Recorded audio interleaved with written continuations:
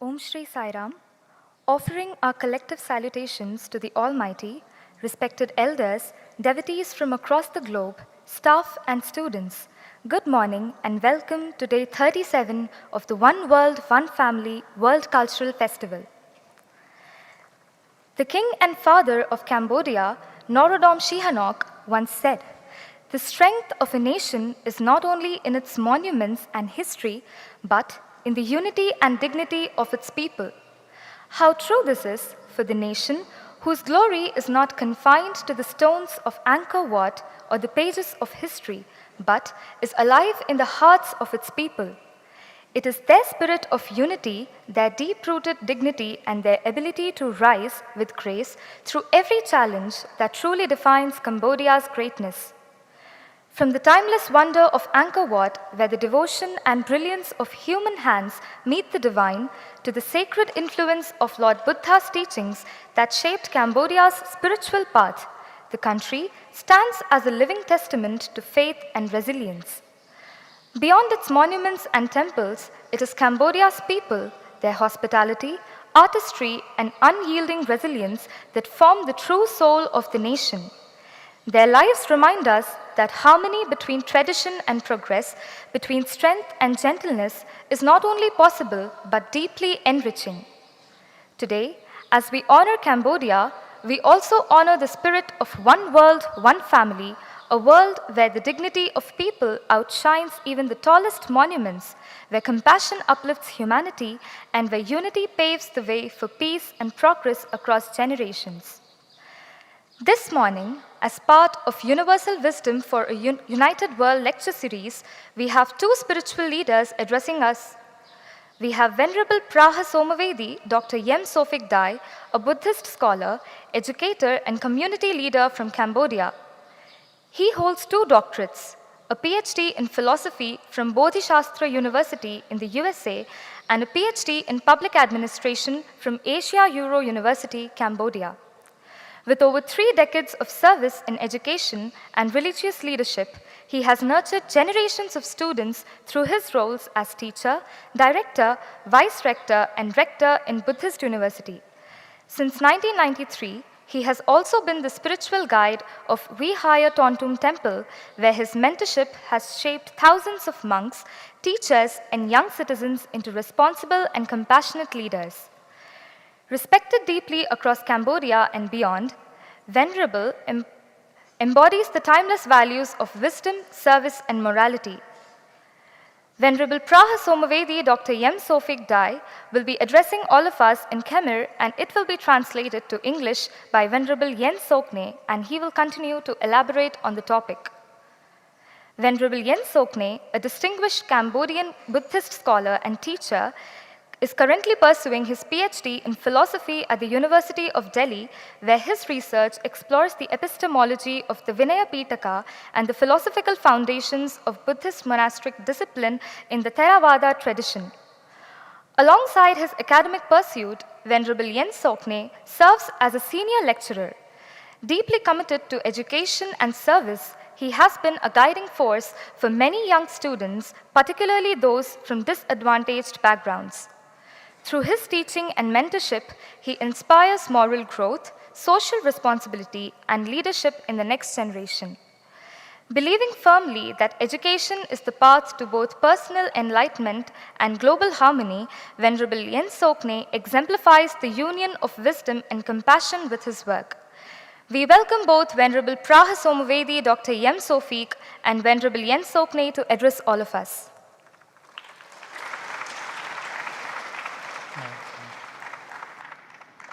Good morning. Som Jamran Po Sa Guru Ayadam Lok Chum Tiêu Lok Srai Nung Pniu Katayu Nung Pniu Andra Chiet Yang Chiti Mitrai Knyom Put Jimir Katayu Yang Krai Lang Da Ban Chorum ក្នុងកម្មវិធីវប្បធម៌ពិភពលោកជាកម្មវិធីដ៏មានសារៈសំខាន់នៅសាធារណរដ្ឋ នៅសាធារណរដ្ឋឥណ្ឌានាឱកាសពេលនេះសូមចម្រើនពរអរគុណចំពោះសាគរូអាយដាមលោកជំទាវអស់លោកស្រីនិងភ្ញៀវអន្តរជាតិទាំងអស់ដែលបានផ្ដល់កិត្តិយសសម្រាប់ខ្ញុំនិងគណៈប្រតិភូកម្ពុជាដែលបាននិមន្តនិងអញ្ជើញចូលរួមក្នុងកម្មវិធីវប្បធម៌ពិភពលោកជាកម្មវិធីដ៏ល្អ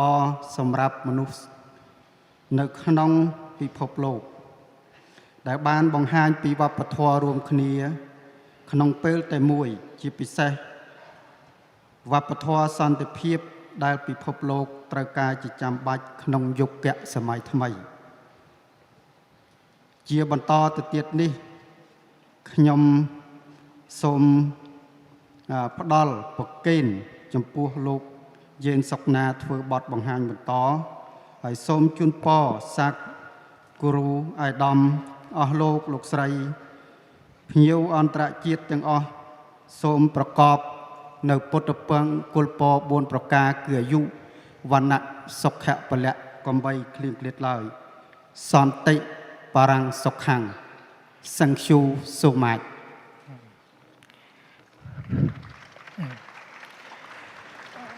Warmly welcomes. I am very great honored to be here today for this significant for the World Cultural Festival. My blessing and thanks to Sadguru, Excellency, ladies and gentlemen, for giving me the great honors opportunity and the Cambodian delegation with the great opportunity to participate in the World Cultural Festival. It is excellency program for the people around the world, showcasing our culture tradition together at the same time for especially the culture of peace with the world urgency needs. May Sadguru, Excellency, ladies and gentlemen, be blessing with the four blessing of the Buddha, long life, good health, and strengthen. May they never be separated from them. Follow this, I would like to offer this rule to Venerable Yen Sokne to give a presentation. Thank you very much.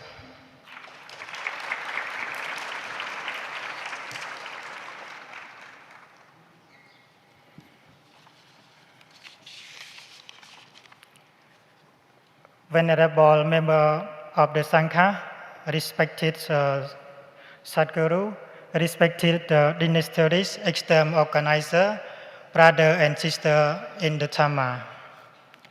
First of all, I would like to my respectful greeting and blessing of peace to everyone here present.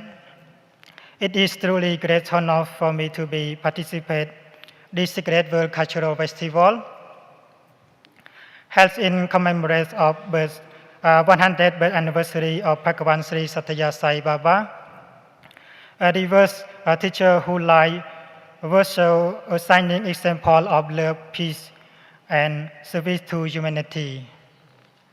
I speak to you today not only as the humble monk from Cambodia, but also on behalf of Preah Samaviti Sopheak, Dr. Sopheak, Sangha Governor of Bông Khmum Province, and Rector of Samdachakya Maha Ghosananda Buddhist University. With this responsibility, I wish to share a message of peace and goodwill inspired by timeless wisdom of the Buddha and the living tradition of Cambodian Sangha.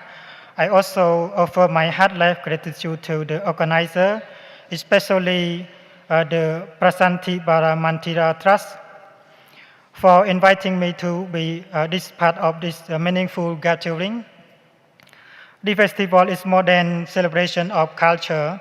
It is a reminder of the truth that the world of one family united by compassion, understanding, and respect for one another.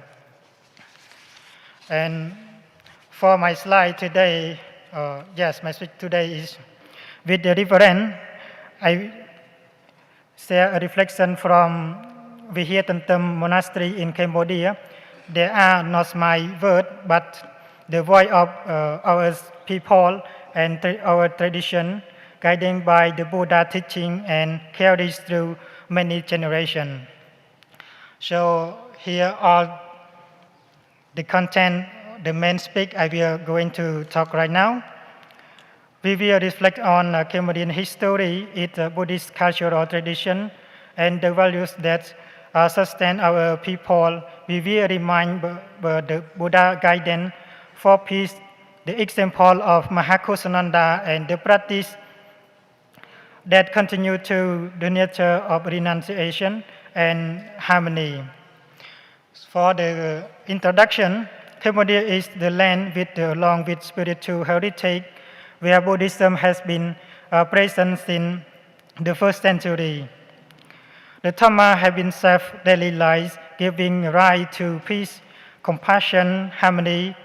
Cultural traditions are rooted in Buddhism. Events through a time of sharp heart. These traditions have carried the people back to renunciation and hope. And for the cultural values in Cambodia, the values of Cambodian society arise from Buddhist teaching, respect for elder, gratitude for ancestor, harmony within a family. And renunciation after the conflicts lies as the natural duty. These values remind the people to live with the humility, to care for one another, and to honor the tie bind community together. Buddhist cultural tradition in Cambodia. Theravada Buddhism is woven into a rhythm of daily life. The Sangha offers guidance in moral conduct, family gather at the pagoda for merit making, and meditation with nature inner peace. Festival also carry the spirit of harmony. Khmer New Year bring joy and family strengthen community bond. Chumban renew remembers of an ancestor, passing down gratitude and community continue across generation. For the monastic life, do you know that the Premamrutham, he went to the border during the Khmer conflicts with the Thailand, and he gave a Dhamma talk to them for encourage them and for motivate them, because during after the post-conflicts, they lost everything in their lives. Because he want to give them, he want to give the Dhamma talk and motivate them to feeling warm and be happy in their life. And he also support the thing what they are losing. Because monk is very important, they play a very important role in the society to help the people. If the people they are suffering, the monk also the part of them. Because the monk always stay with them, never go far from them, beside them to make them happy all the time. Marriage making ceremony, the monk also the way to guide them to do to do the good thing, guide them to do offer food to the monk, and that food is also to give even. The food is given to monks, but also it's the way to offer to their ancestors and dedicate to them. And if you want to practice in the Buddha teaching, like 5 precepts, the foundation of the Buddha teaching, like Sila. Sila is to abstain from killing, to abstain from lying, intoxication, or something you are doing wrong, is to avoid all of them.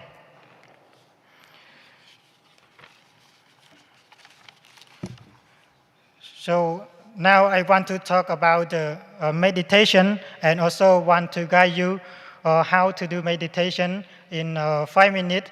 And meditation is the inner temple of the heart.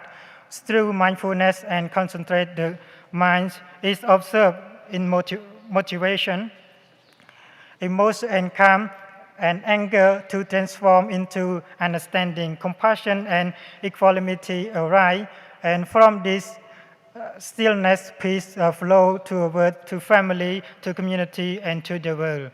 So now, I want to all of you to practice meditation in 5 minutes. And yeah, please practice meditation 5 minutes. Close your eye.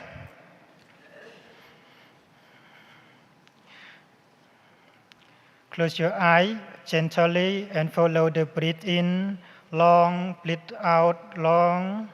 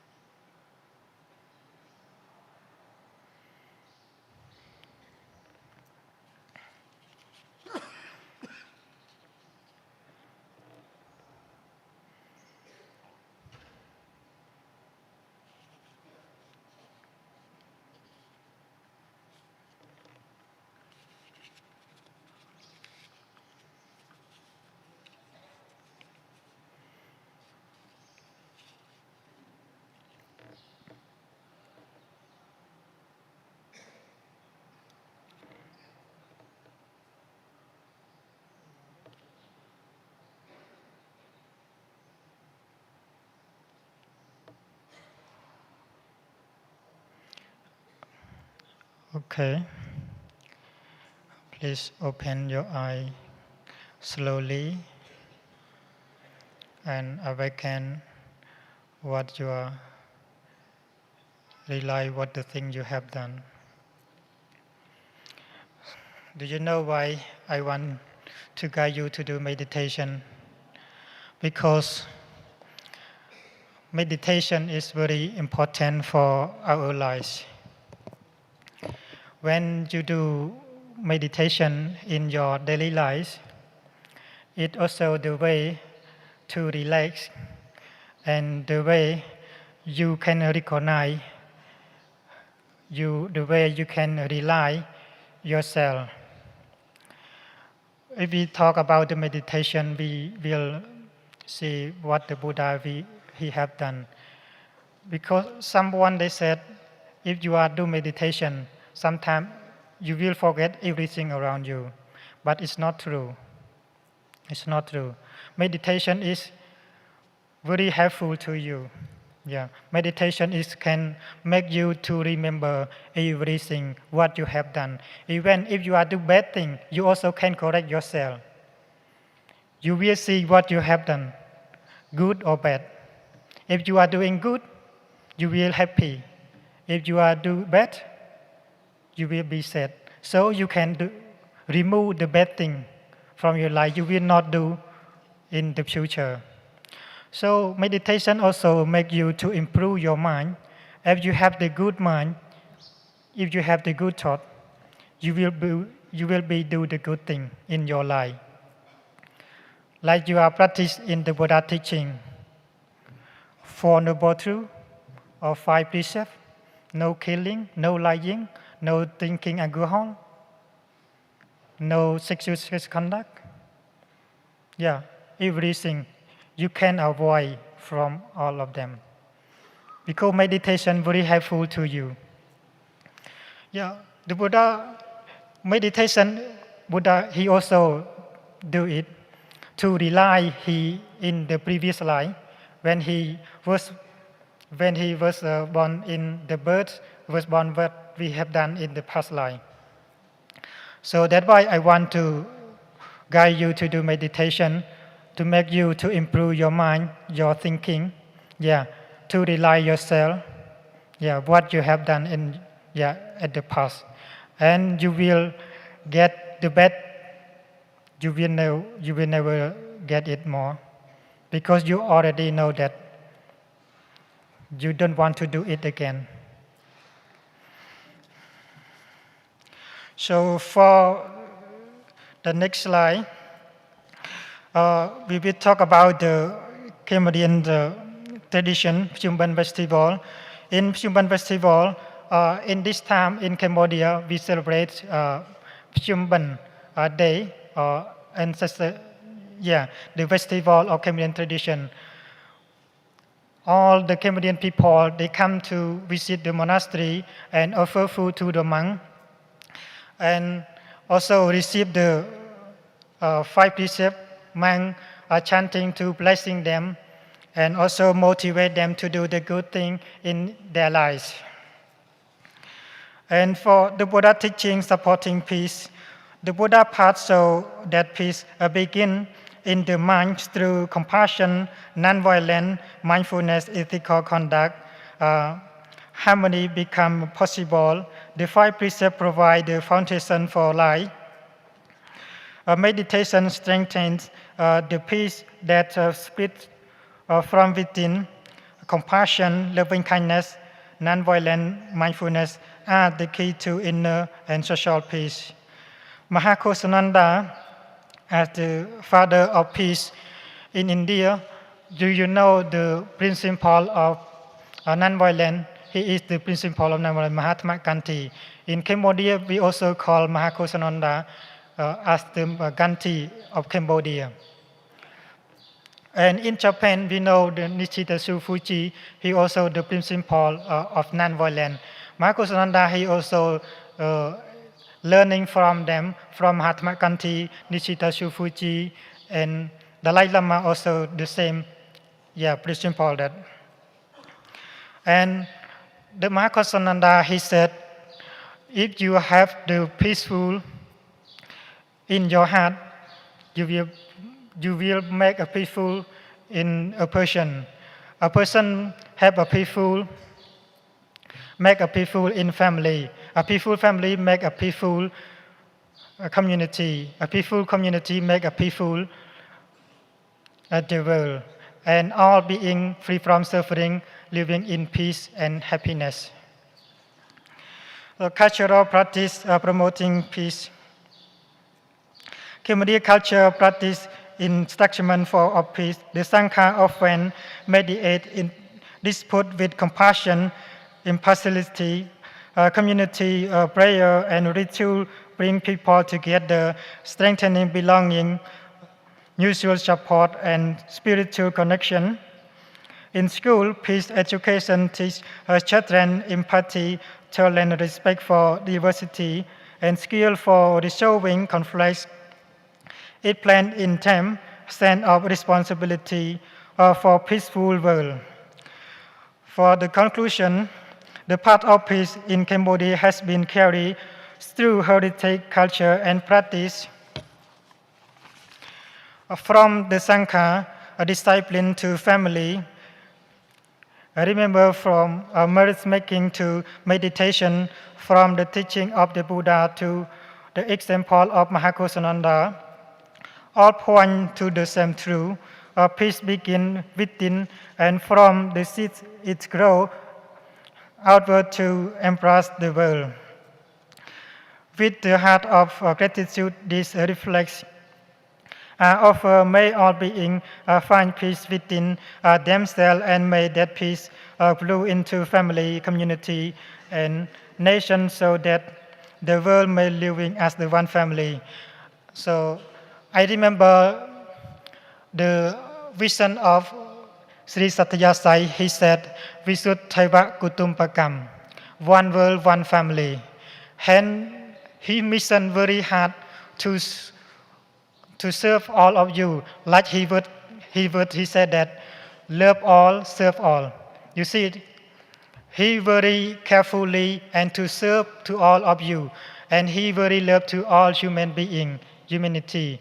He never feel tired to serve all of you. He is at the, like we can say, the God. Yeah, the God. In Buddhism, we call the Bodhisattva. Bodhisattva always want all human beings free from suffering. Don't want to make anyone they are suffering or living in suffering. They want all the beings living in peace and harmony. Thank you very much.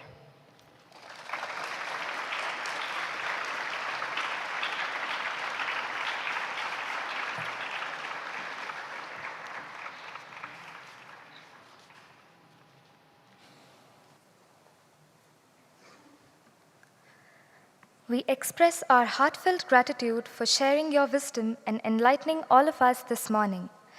May we invite Sri Venkateshwarulu to extend our token of gratitude and appreciation to Venerable Preah Somavedi, Dr. M. Sopheak, and Venerable Yen Sokne.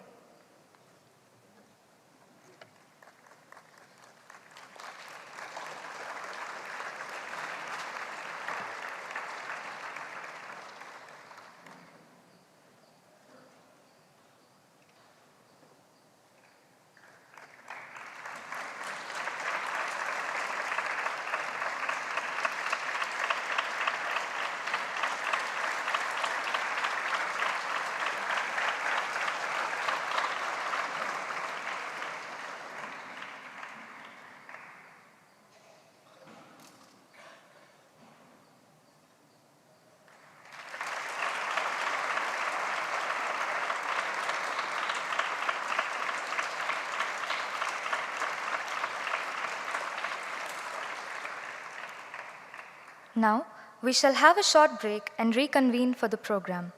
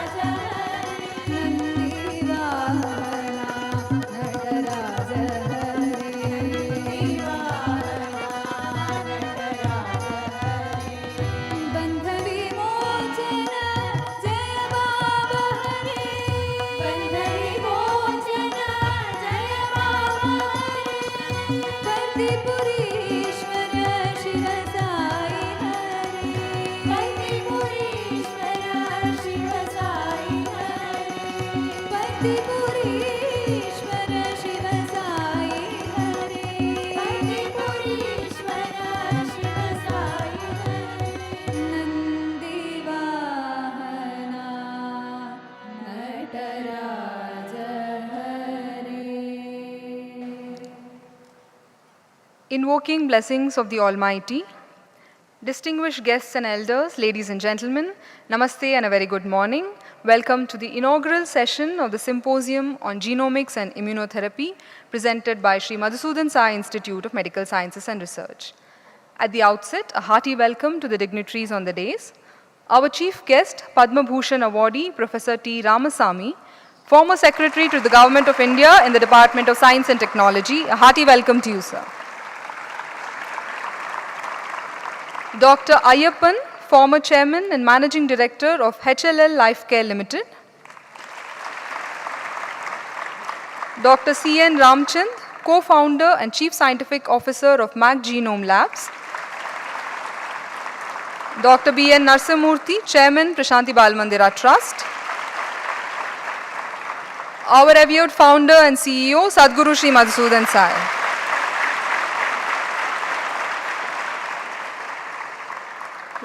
We invite all dignitaries to please come forward and light the lamp, symbolizing an auspicious commencement of the program.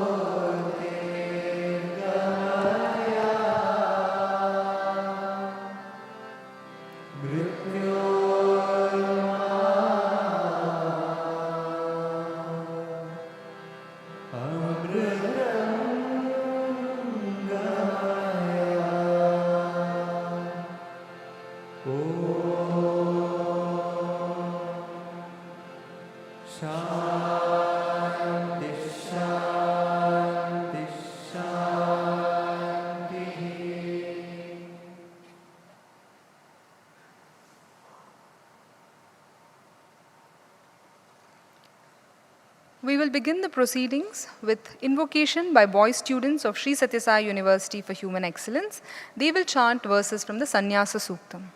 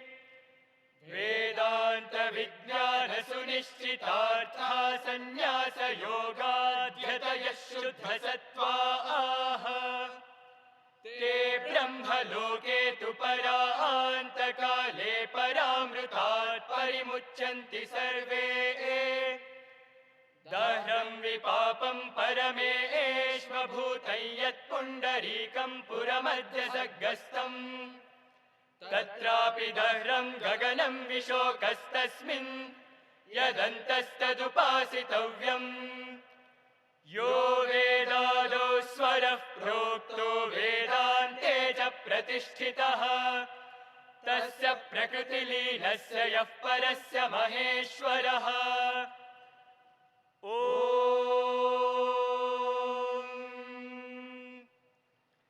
शान्ति शान्ति शान्तिः हरिः ॐ तत्सत् Shri साईश्वरार्पणमस्तु।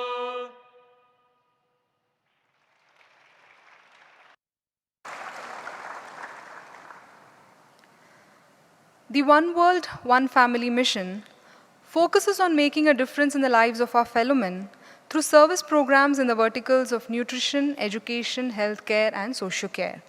Spearheaded by Sadguru Sri Madhusudan Sai, The mission over the last 10 years has embraced people beyond barriers of caste and creed, region and religion, gender and geography. Today, it has expanded to over 100 countries, and we have a brief video showcasing the impact of this global mission. The video, please. One world, one family is the ethos at the heart of our mission. This ideal comes from an ancient Indian principle which considers the whole world as one global family. And as a family, we believe all our family members deserve care and support. Across the globe, we serve millions through 3 pillars: nutrition, education, and healthcare, all completely free of charge. The Annapurna Morning Nutrition Program began in 2012, providing breakfast for just 50 children, and has since grown to become India's largest morning nutrition program. Today, millions of school children across India and beyond receive the Sai Shore multi-nutrient supplement, helping them begin each day nourished and ready to learn. At our mission, we believe education is every human being's birthright. With a global presence and multiple campuses throughout India, we provide free education from grade 6 to doctorate studies, ensuring every student receives a well-rounded, values-based education that combines high-quality academics with moral and spiritual values. The Sri Sathya Sai University for Human Excellence opens doors previously unimaginable to children from underserved communities. By offering quality higher education to those traditionally overlooked, and with a strong emphasis on empowering women, we're breaking the cycle of educational disparity and promoting gender equality in education. Meanwhile, our Skill Development Center equips rural youth with job-ready skills, and our scholarship program supports education with thousands of rural children.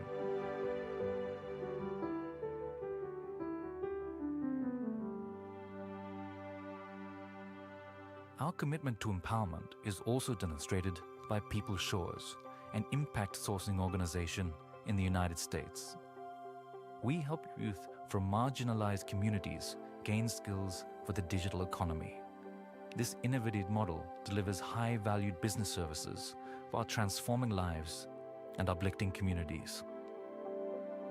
Our vision for accessible medical education became a reality in 2023 when Prime Minister Shri Narendra Modi inaugurated the Shri Madhusudan Sai Institute of Medical Sciences and Research, India's first free, private, rural medical college.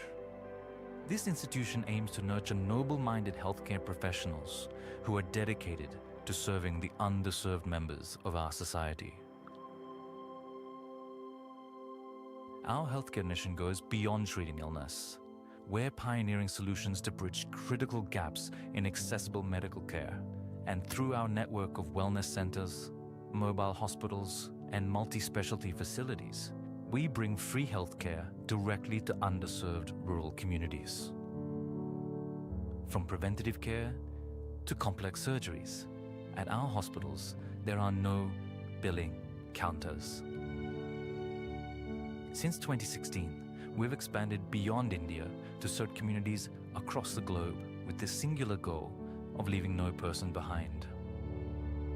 Exemplifying this idea, our Sri Sathya Sai Sanjeevani centers form the world's largest chain of free pediatric cardiac hospitals, giving new life to children with heart defects.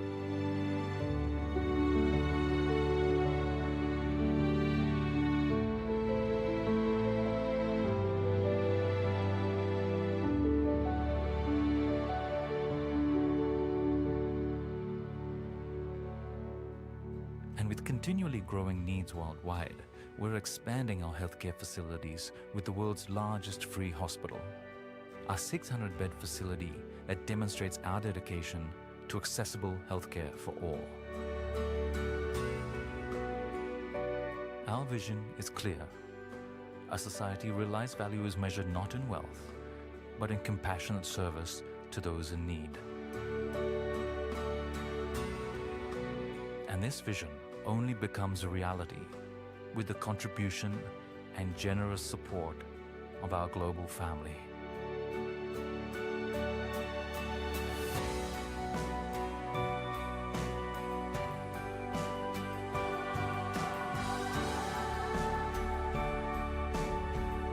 After all, we are all one world, one family.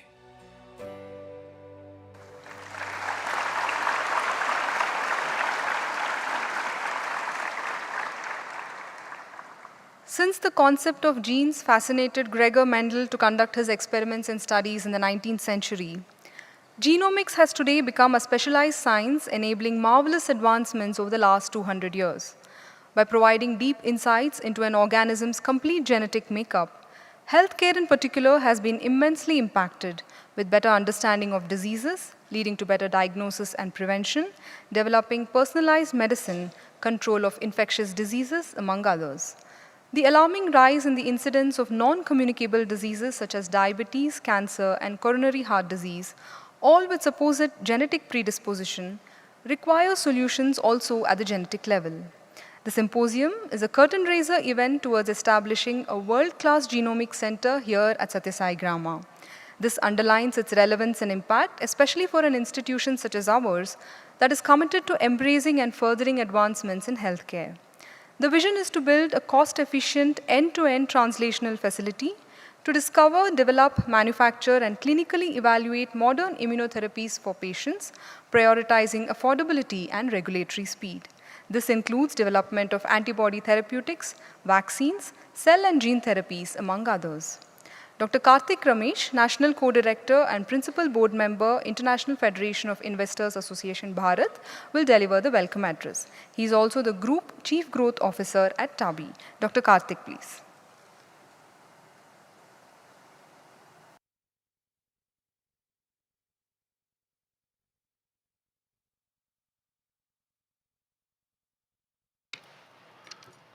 Sairam.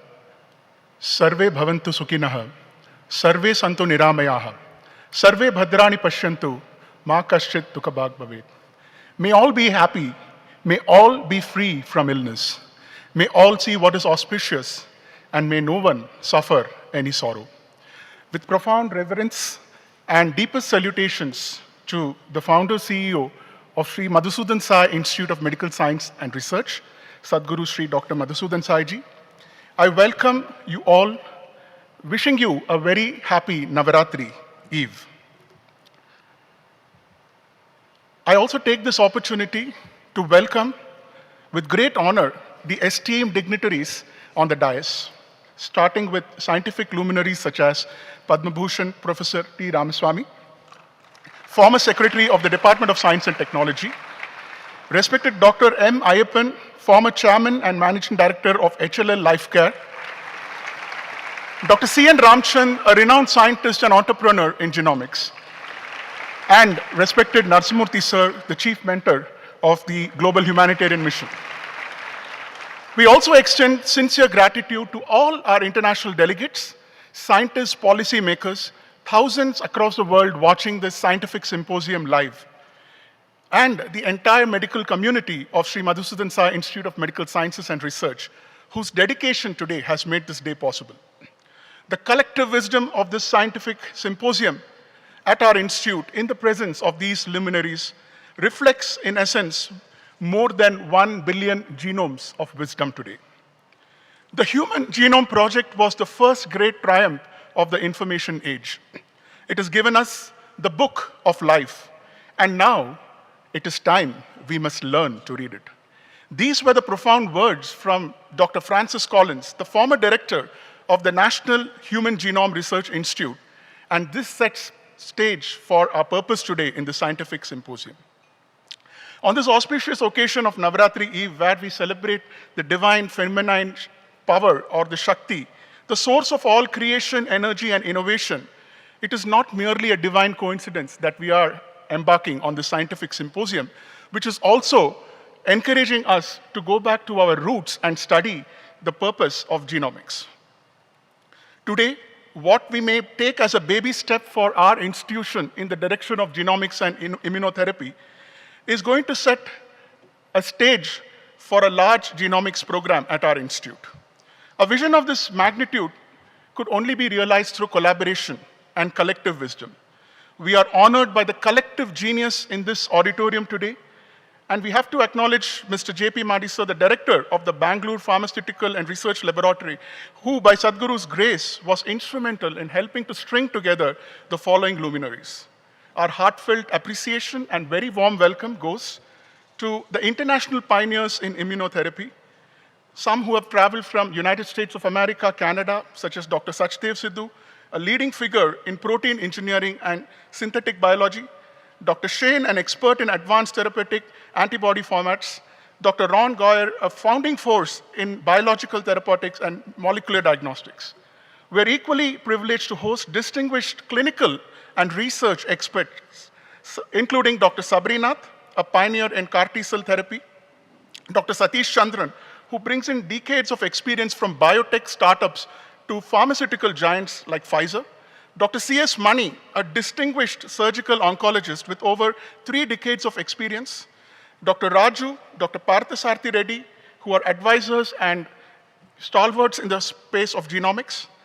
A special note of welcome to our esteemed guests from the Government of Karnataka, Department of Biotech, Dr. Mohammad Adil, the Managing Director of Bangalore Bio Innovation Center, Professor Sundar, a leading expert from IIT Delhi in bioinformatics, and Dr. Palaniappan, the CEO of Aridica from USA. All of your presence and partnership are invaluable today to us. We are united in purpose. We are filled with gratitude, and we look forward to Sadhguru's guidance and vision for this symposium, which is a foundation stone for a revolutionary approach of healthcare that will redefine how we understand and decode the human being. Sadhguru's commitment to genomics has been absolute. His selfless and relentless drive to bring the most advanced treatment to the poorest of the poor has led to meetings even at institutes of eminence in the US, such as Stanford School of Medicine, and also with the former chief medical officer of Harvard Medical School, Dr. Bikash Verma. Sadhguru has consistently emphasized the urgent need to bring down the prohibitive costs of treatments such as CAR T-cell immunotherapy. His recent visits earlier this year to premier institutes such as the Indian Institute of Science and IIT Madras Research Park, where he's driving to the forefront, breaking down barriers of cost and advancing technology like never before, is setting the tone and context for this mission of bringing accessible, affordable, and available healthcare to one and all without discrimination. I must mention that under Sadhguru's vision, we are also embarking with a company, Pranic AI, where the goal is to provide a base for the genomic study through 1 million healthcare screenings at our own institute, Sri Madhusudan Sai Institute of Medical Sciences and Research. I'm also very happy to inform that we are on the verge of establishing a state-of-art research translation research facility here at our hospital, which is poised to make significant contributions to the genomics projects and initiatives across the world, including the ones at India. This lab is envisioned to be a cutting-edge research center strategically located here in Bangalore and partnering with some of the best. We are also working on establishing research facilities for rare diseases such as rheumatic heart disease in the upcoming free homograft heart wall bank, which is named after the great pediatric surgeon, Dr. K.M. Cherian. And it is our hope that this mission will pioneer next generation solution and give a hope for understanding the underlying causes of diseases and developing immunotherapies. Today's journey is designed to spark that very collaboration. Our program today will take us from inaugural keynotes by Sadhguru, various panel discussions, keynote talks around antibody engineering, as well as how AI is revolutionizing genomic medicine. We hope that this will bridge the discovery and application for laying the foundation of next generation sequencing for translational medicine, translating scientific theory into life-saving therapies. In conclusion, I would like to recall the profound words of our former president and great researcher cum scientist, Dr. APJ Abdul Kalam, who taught us that dreams are the things that do not let you sleep. They are not the things which you see at sleep. We started with a dream. We started with a hope under the blessings and vision of Sadguru Sri Madhusudan Sai when we envisioned this conference and the upcoming Genomics Center. And I would like to end by recalling the words of Google CEO Sundar Pichai, who said, "Artificial intelligence is probably the most important thing humanity has worked in recent times, and I think more profound than what electricity is. Yet I would like to add, it is the power of not artificial intelligence in replacing human intellect, but it is artificial intelligence in augmenting human intelligence with compassion and ingenuity. May the symposium ignite more collaborations, inspire breakthrough discoveries, and ultimately fulfill Sadhguru's shared vision of a more healthier, more equitable, more accessible healthcare for one and all." Sairam, and thank you.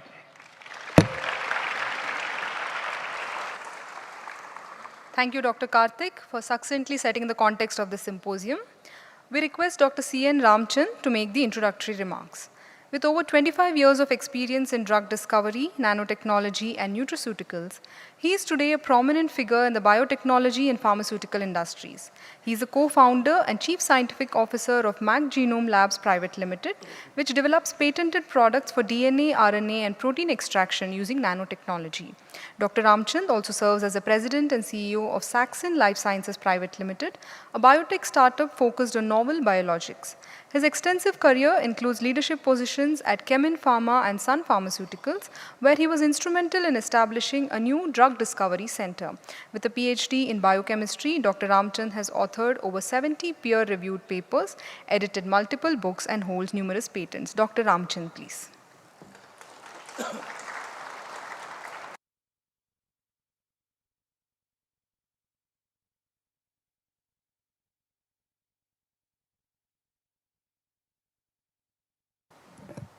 Good morning, and thank you very much for the introduction.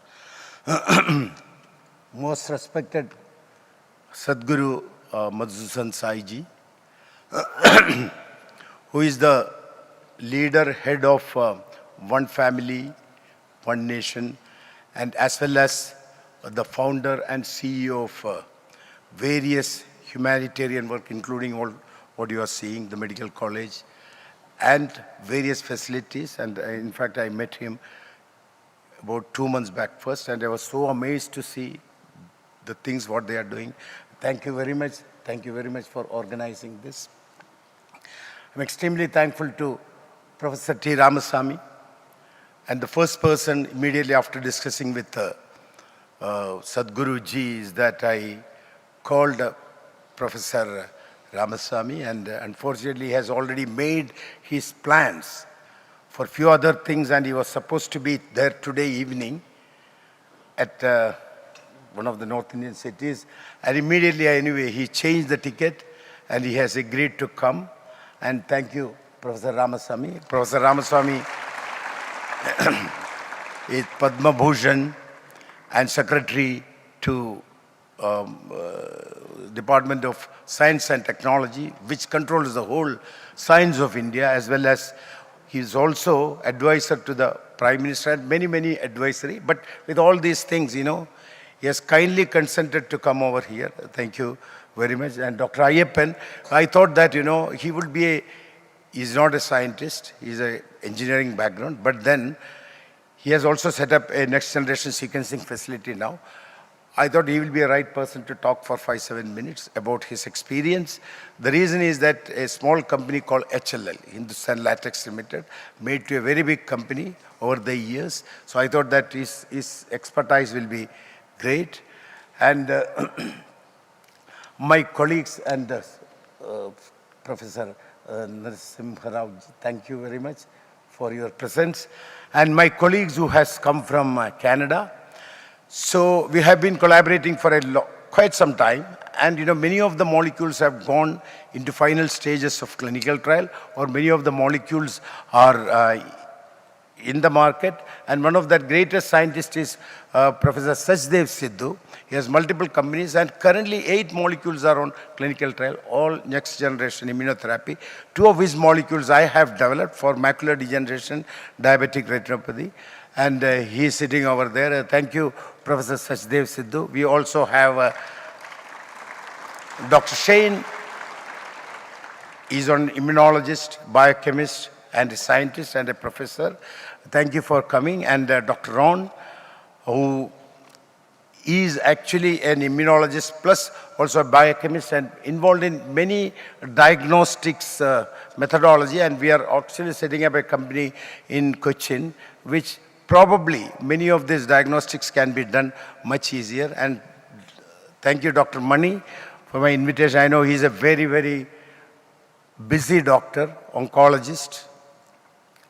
And he has agreed that I met him, I contacted a few days back only, and immediately has agreed to come.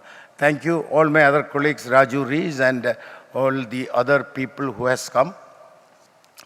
So my today's job is that, introduce the theme of the symposium.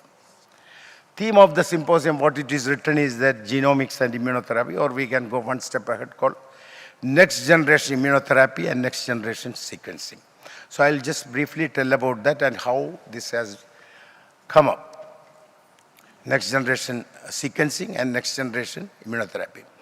Actually, as I mentioned 2 months back through Mr. Maddy, and I think the whole, whatever you are seeing here, whatever is going to happen, the first responsible person is Mr. Jayaprakash Maddy, who is the chairman of BPRL. And I've been collaborating for some of the product development for him. And he told me that I should come and meet with Sadguruji. And immediately he has arranged. I came over here and it was so impressive. And when I discussed, almost 2 hours I discussed with Sadguruji. And one thing I remembered at that time when I was talking to him was Dilip Sanghvi, who is the chairman and managing director of Sun Pharmaceutical. I was reporting to him. Qualification-wise, he was BCom.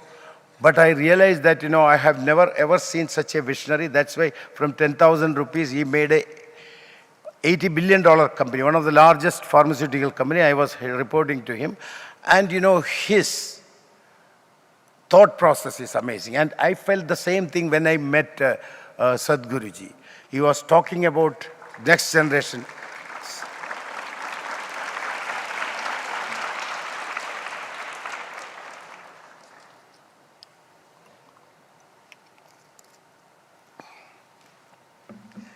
So he was talking about next generation sequencing and what is the requirement.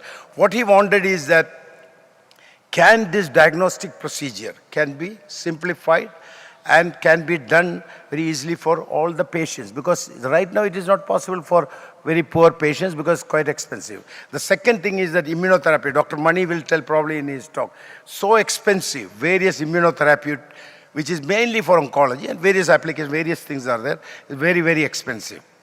An example, what we have developed, that macular degeneration and diabetic retinopathy, it started with about $20,000 for one injection. Of course, now it is about $2,000, but if somebody has to be injected for 8 months, for 12 months, it will cost about, in India right now, $20,000, $30,000. So basically, he was telling that how we can reduce. Certainly, we can reduce if we come out with this molecule once after clinical, it is going to cost nothing more than $2 or $3. So that is the cost difference, whether it is sequencing or immunotherapy. So that was his vision, and what he wanted is that how this can be affordable.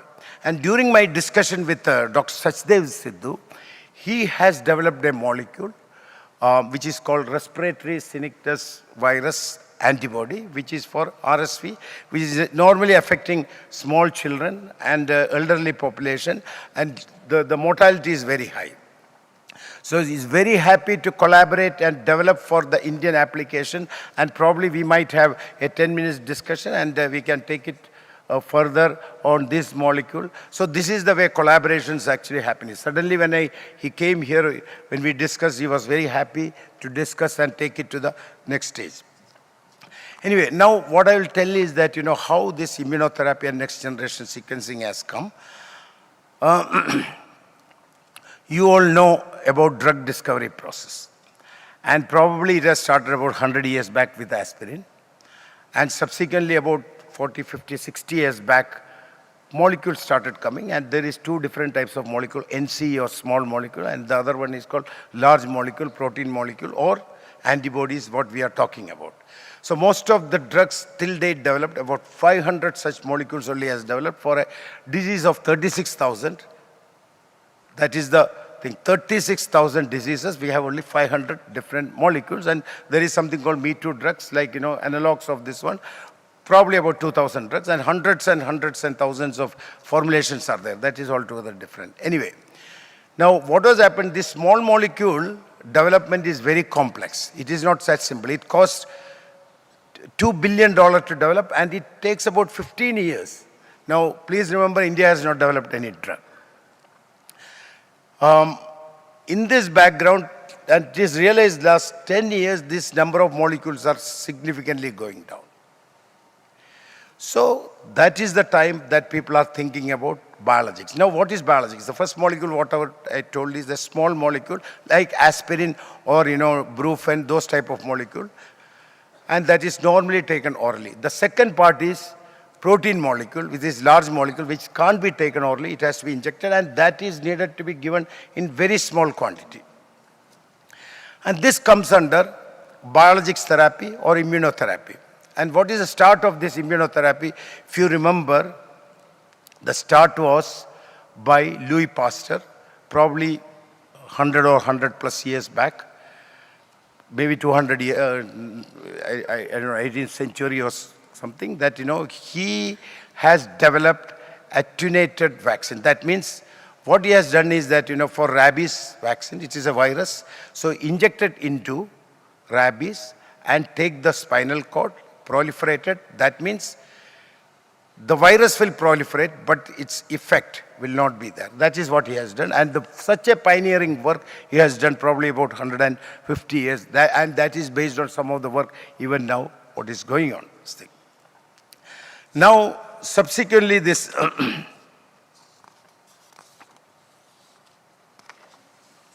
so one of the major reasons I told about the classical drug discovery, there is a lot of deficiencies are there. And what I understand is that, please remember, India has not developed any drug. Only 7 countries in the world could develop drug till date. And there is no single drug from India which is about $1 billion. So in this background only that we have to do such massive, complex work, and which can, if there is like a scientist like Dr. Sachdev and his team, it is possible to do. Because we have done a molecule development, 2 molecules for macular degeneration, diabetic retinopathy, which is far superior than the existing one in 5-year time. Now it has to get into a clinical evaluation. So it is a doable thing. If scientists come together and work together, it is possible to do. Now, let's see the emergence of biologics and immunotherapy. Now, the earliest biologics are your own body's biologics. For example, erythropoietin. Or you can also see some of the therapies that, blood transfusion, that is a kind of therapy, or kind of protein therapy, which the plasma proteins will be taken and injected back. That was some kind of earlier. Then later, recombinant DNA technology has come, and people know how to make erythropoietin, interferon alpha, interferon gamma, and one of the earliest was insulin. Insulin originally was taken from animals. Now it is by recombinant human insulin. Exactly what you are making, the same thing can be made using recombinant DNA technology, and that also has significant improvements are there. So this is the first part. After that, immunotherapy, mainly connected to vaccine. So various vaccines are there. Live attenuated vaccine, which that, the live vaccine, live virus, live bacteria, mainly virus, which will be proliferating in the body. But the problem associated with, for example, the secretion of some toxic substance, or the one which causes or goes and binds to a receptor in the body, that will be knocked out. So it will have all the required protein which will produce antibody, and that's a very good vaccine, this thing.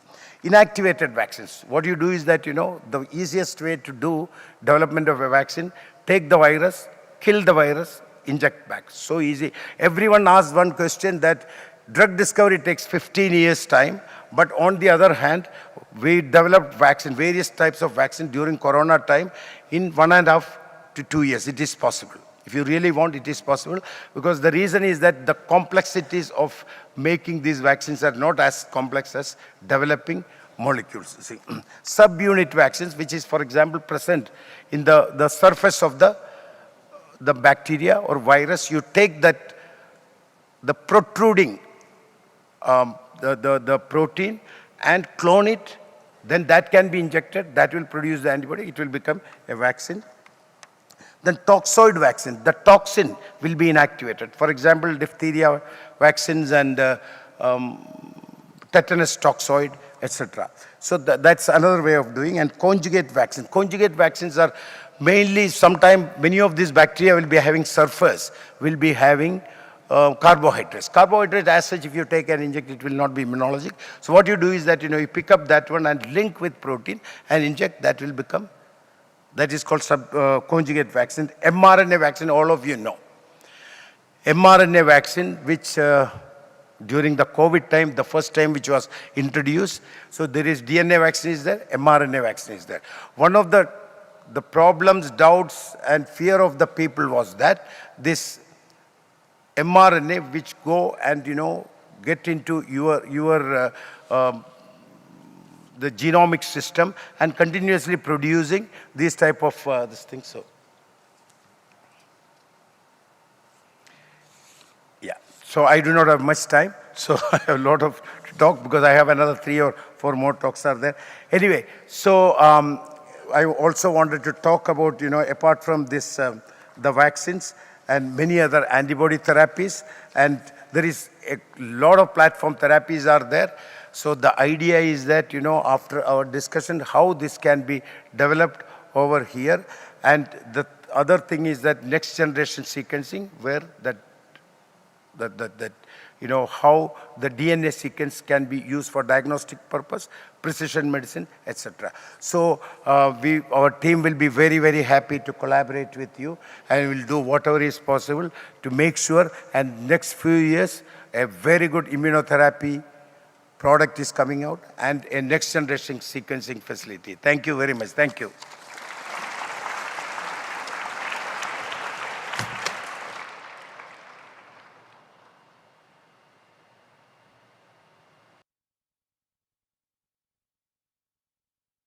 Thank you, sir.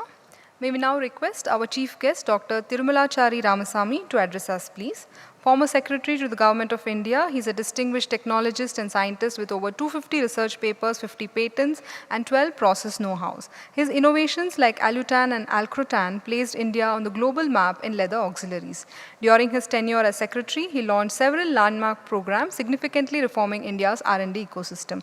Padma Bhushan, Professor Ramasami, please.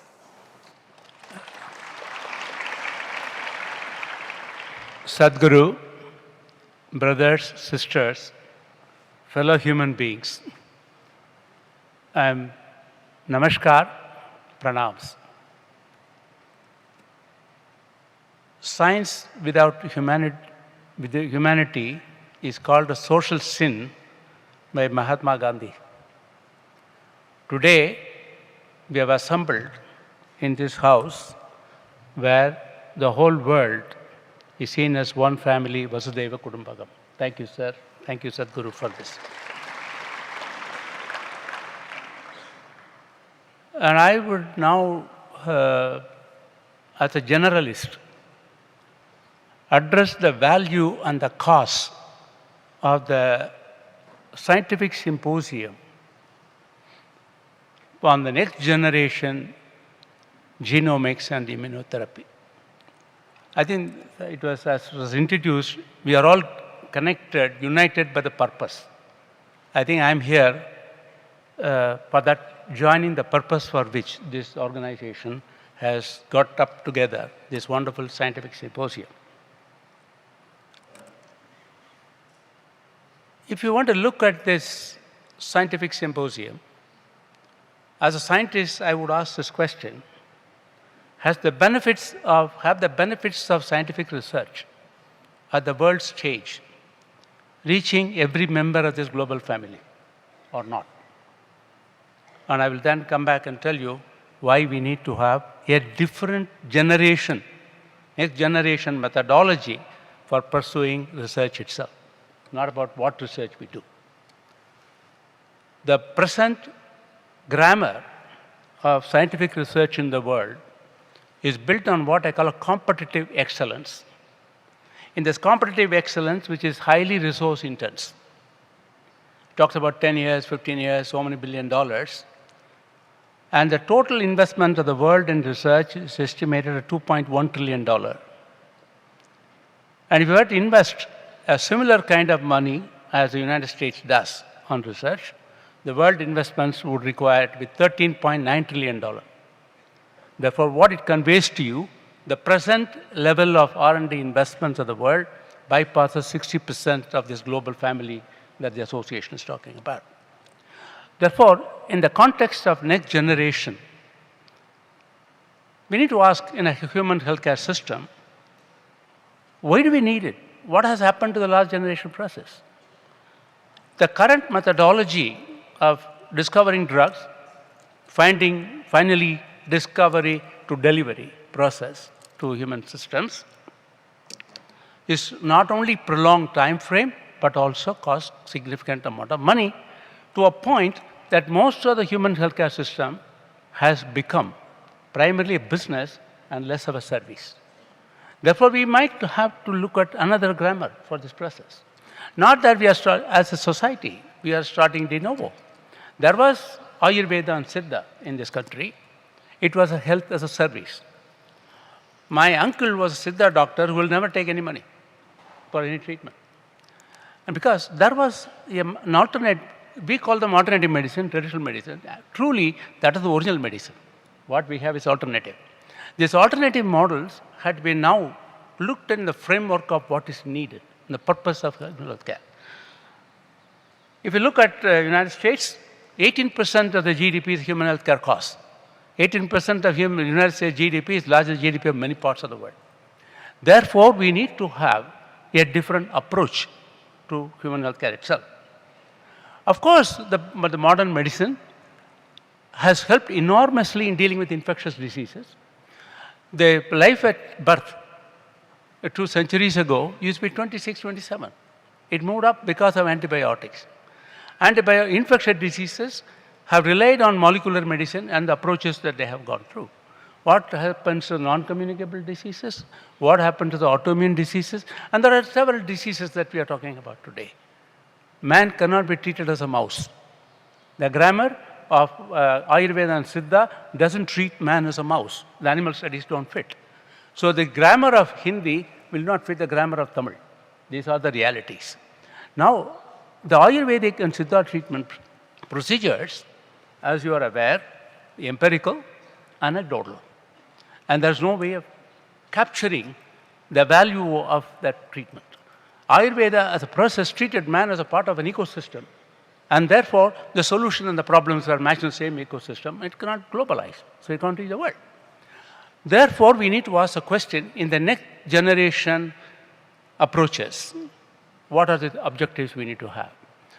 Now, we need to ask this question, how do we get a personalized medicine? How do we get a precision medicine? Precision medicine at a very high cost is not affordable. So it has to be at a public cost. Therefore, the 3 Ps, essentially personalized, precision, and public. Now, if you want to go in that model, we have to understand the genomics from first principles. And we have to find the particular kind of immunotherapy that is required for the particular patient in this process. You are looking at a completely different set of grammar requirements in this process.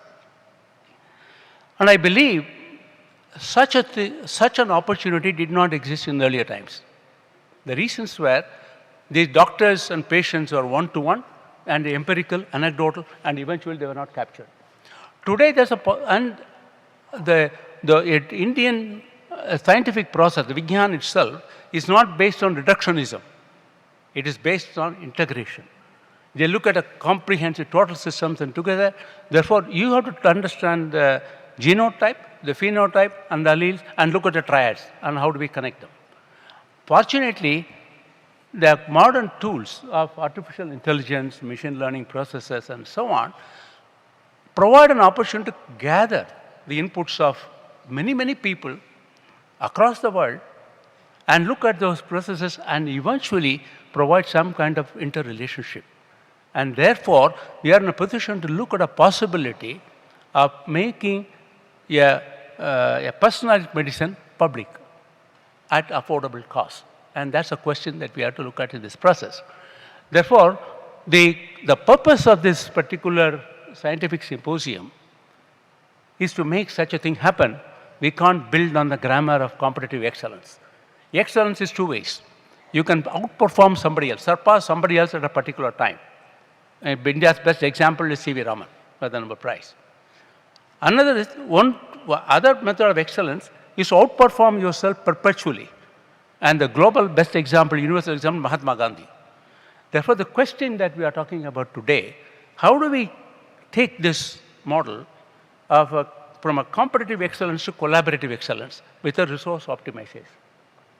That means every one of us participating in this human healthcare process, from drug discovery to delivery, or clinical care to discoverers, both ways. It's not one way, not unidirectional, but biaxial directional processes. If they are to happen, there are methods and tools and techniques available today in the form of, I call it augmented intelligence, not necessarily artificial intelligence.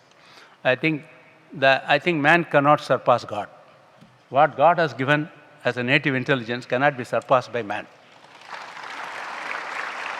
Therefore, it's an augmented intelligence, helps the man to get more out of his own intelligence.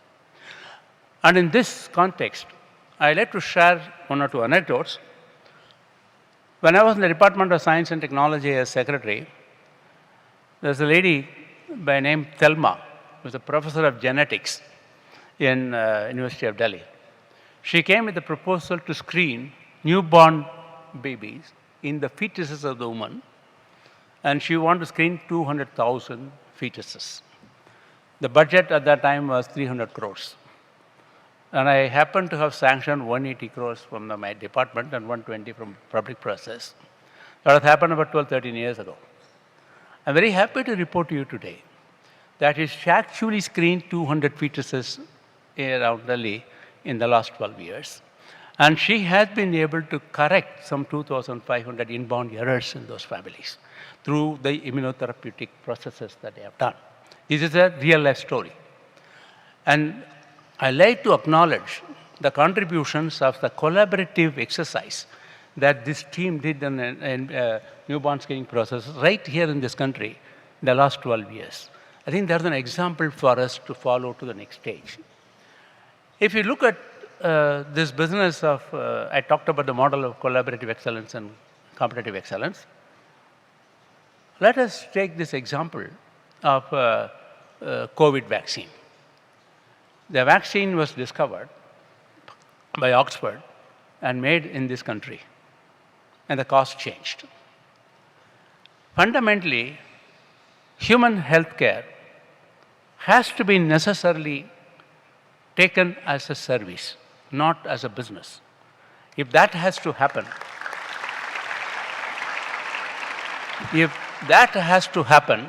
all the knowledge streams, not just science and technology alone, I believe all the knowledge streams have to pull together the human endeavor to make this happen. And I have proposed to various policy dimensions how to make this transition from a competitive excellence model of the world research systems, costing about $2.1 trillion, and there are only 10 nations which have a possibility of taking care of the systems, to an alternate model of a collaborative excellence, how the world itself can get united in this process. And I won't go into the details of this. I have a flight to catch at 1 o'clock. Therefore, I had to request my friend Ramchand to give me a little time, and I'm very sorry for this process. And I am here as a call of my duty to participate in the scientific symposium, because all of us are connected by the common purpose of making the human healthcare system affordable, accessible, and it's a precision, public, what I call personalized medicine process. And in this area, genomics and immunotherapy are two strong pillars which will, and verticals that will contribute, but they need more than genomics, much more than immunotherapy. And I believe what is important, we must be connected with this common cause, science for humanity. Thank you very much.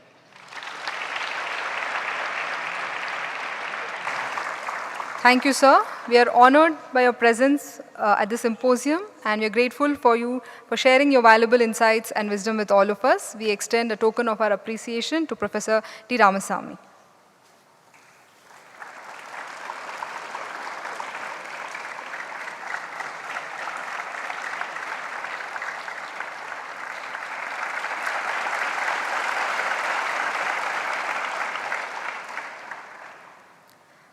Our next speaker is another distinguished leader in the healthcare sector, Dr. Ayapan. Recognized for his transformative role as a former chairman and managing director of HLL Lifecare Limited, his leadership was instrumental in HLL achieving Mini Ratna status as the company evolved from a contraceptive manufacturer into a global healthcare company with a diverse portfolio.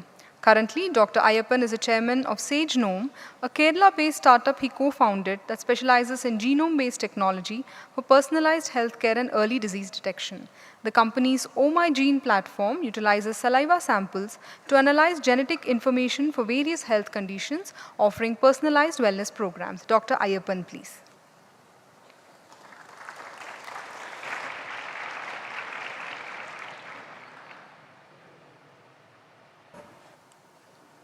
Pujya Sadguru Pranam. Distinguished scientists, my good friend Dr. Ramchand, great leaders who have come from Canada, medical students, my greetings and good wishes. As Mr. Ramchand mentioned, by education, I am an engineer and a management graduate. By profession, I have been a corporate executive, and mostly I was dealing with healthcare. After my 40 years of corporate life, I got into setting up of a genomic company, thanks to the inspirational support from Dr. Ramchand. I am really glad and extremely delighted that I am able to take part in this very important one-day international workshop on immunotherapy.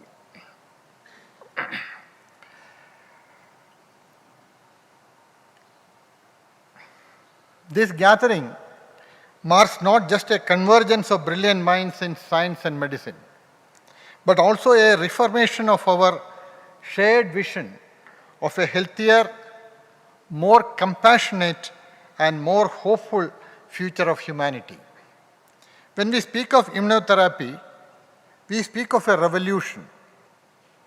It is not merely a medical intervention, it is the harnessing of the body's own intelligence, empowering the human body's immune system to fight diseases that once seemed invincible.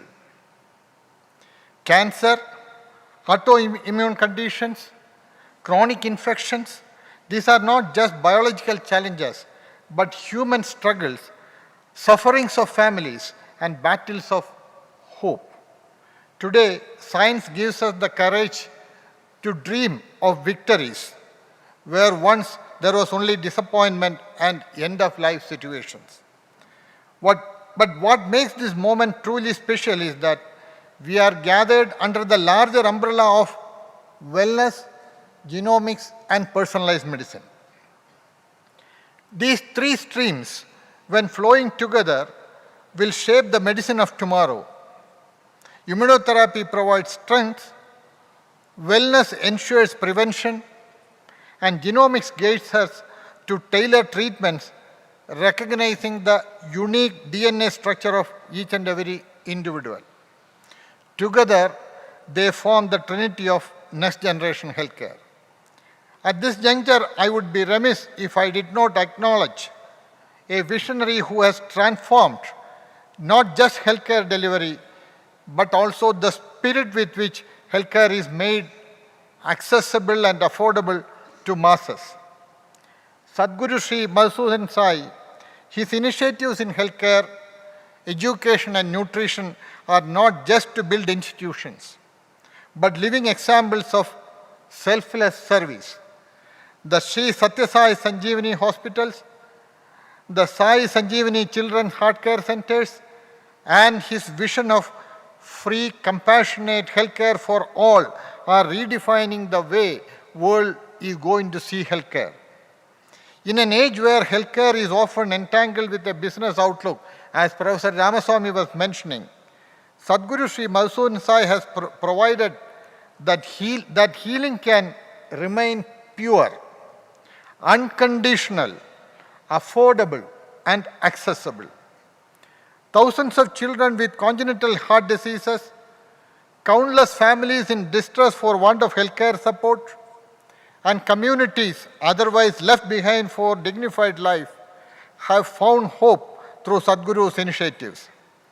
This is not merely healthcare, it is care with a heart. Healthcare that remembers that human soul behind the body. What is important in our life is the purpose for which we exist. Sometimes when we do something, we may not know our purpose, but I am sure that the journey of our life, of each and every individual, will ultimately take us to our purpose. Here Sadguru's purpose is noble, pure and divine. In fact, I was amazed to see this facility. I could see the power of vision, the power of dream. The dreams are the power to change the world. That's what I could see in this campus. Actually, how this affordable healthcare reaching out to 1 million people in 100 countries, it is something magical. When I read this slogan, one world, one family, that's the power of bringing the whole world to our mind, to this place. I'm sure each and every person sitting here would have been seeing the whole world in our minds. Sadhguruji, this is the power of the mind, the power of the world. When we talk of the future of immunotherapy, let us remember it is not only about technology, but about humanity. Yes, the trends ahead are extremely challenging. CAR T-cell therapies, cancer vaccines, immune checkpoint inhibitors, AI-driven genomics, and pharmacogenomics guiding personalized medicine.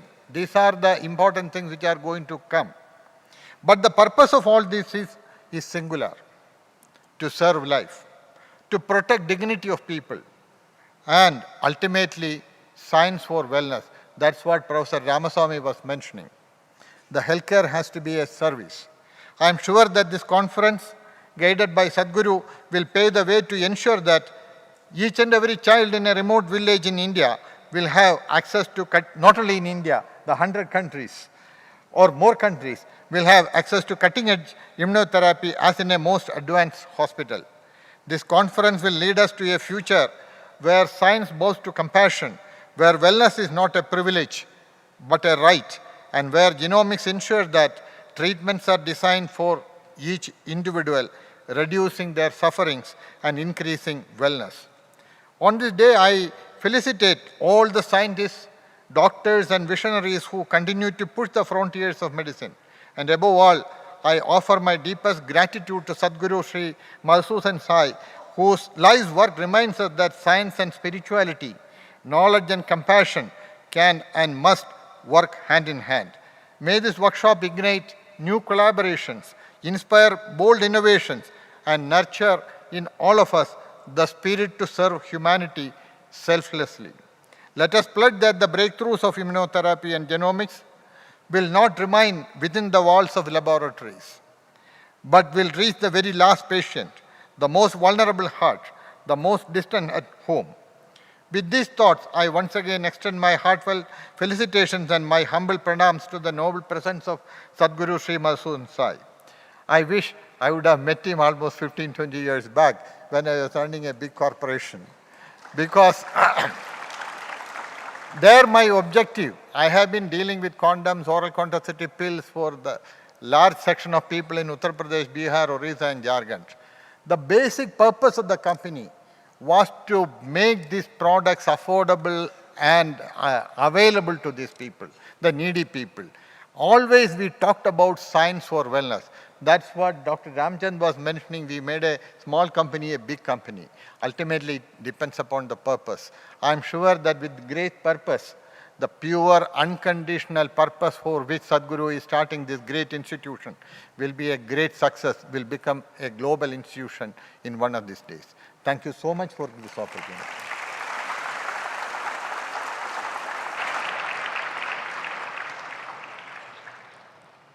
Thank you, Dr. Ayapan, for your kind words. We are grateful to both our speakers for their presence and participation and extend a token of our gratitude to both of them. To Dr. Ayapan, we extend a token of our love and gratitude.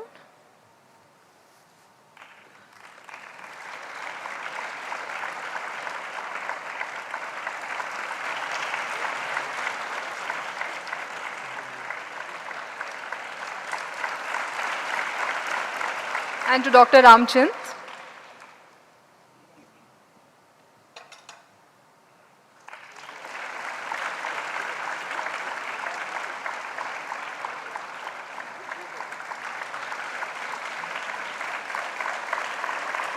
On behalf of everyone, we request Sadguru for his inaugural message.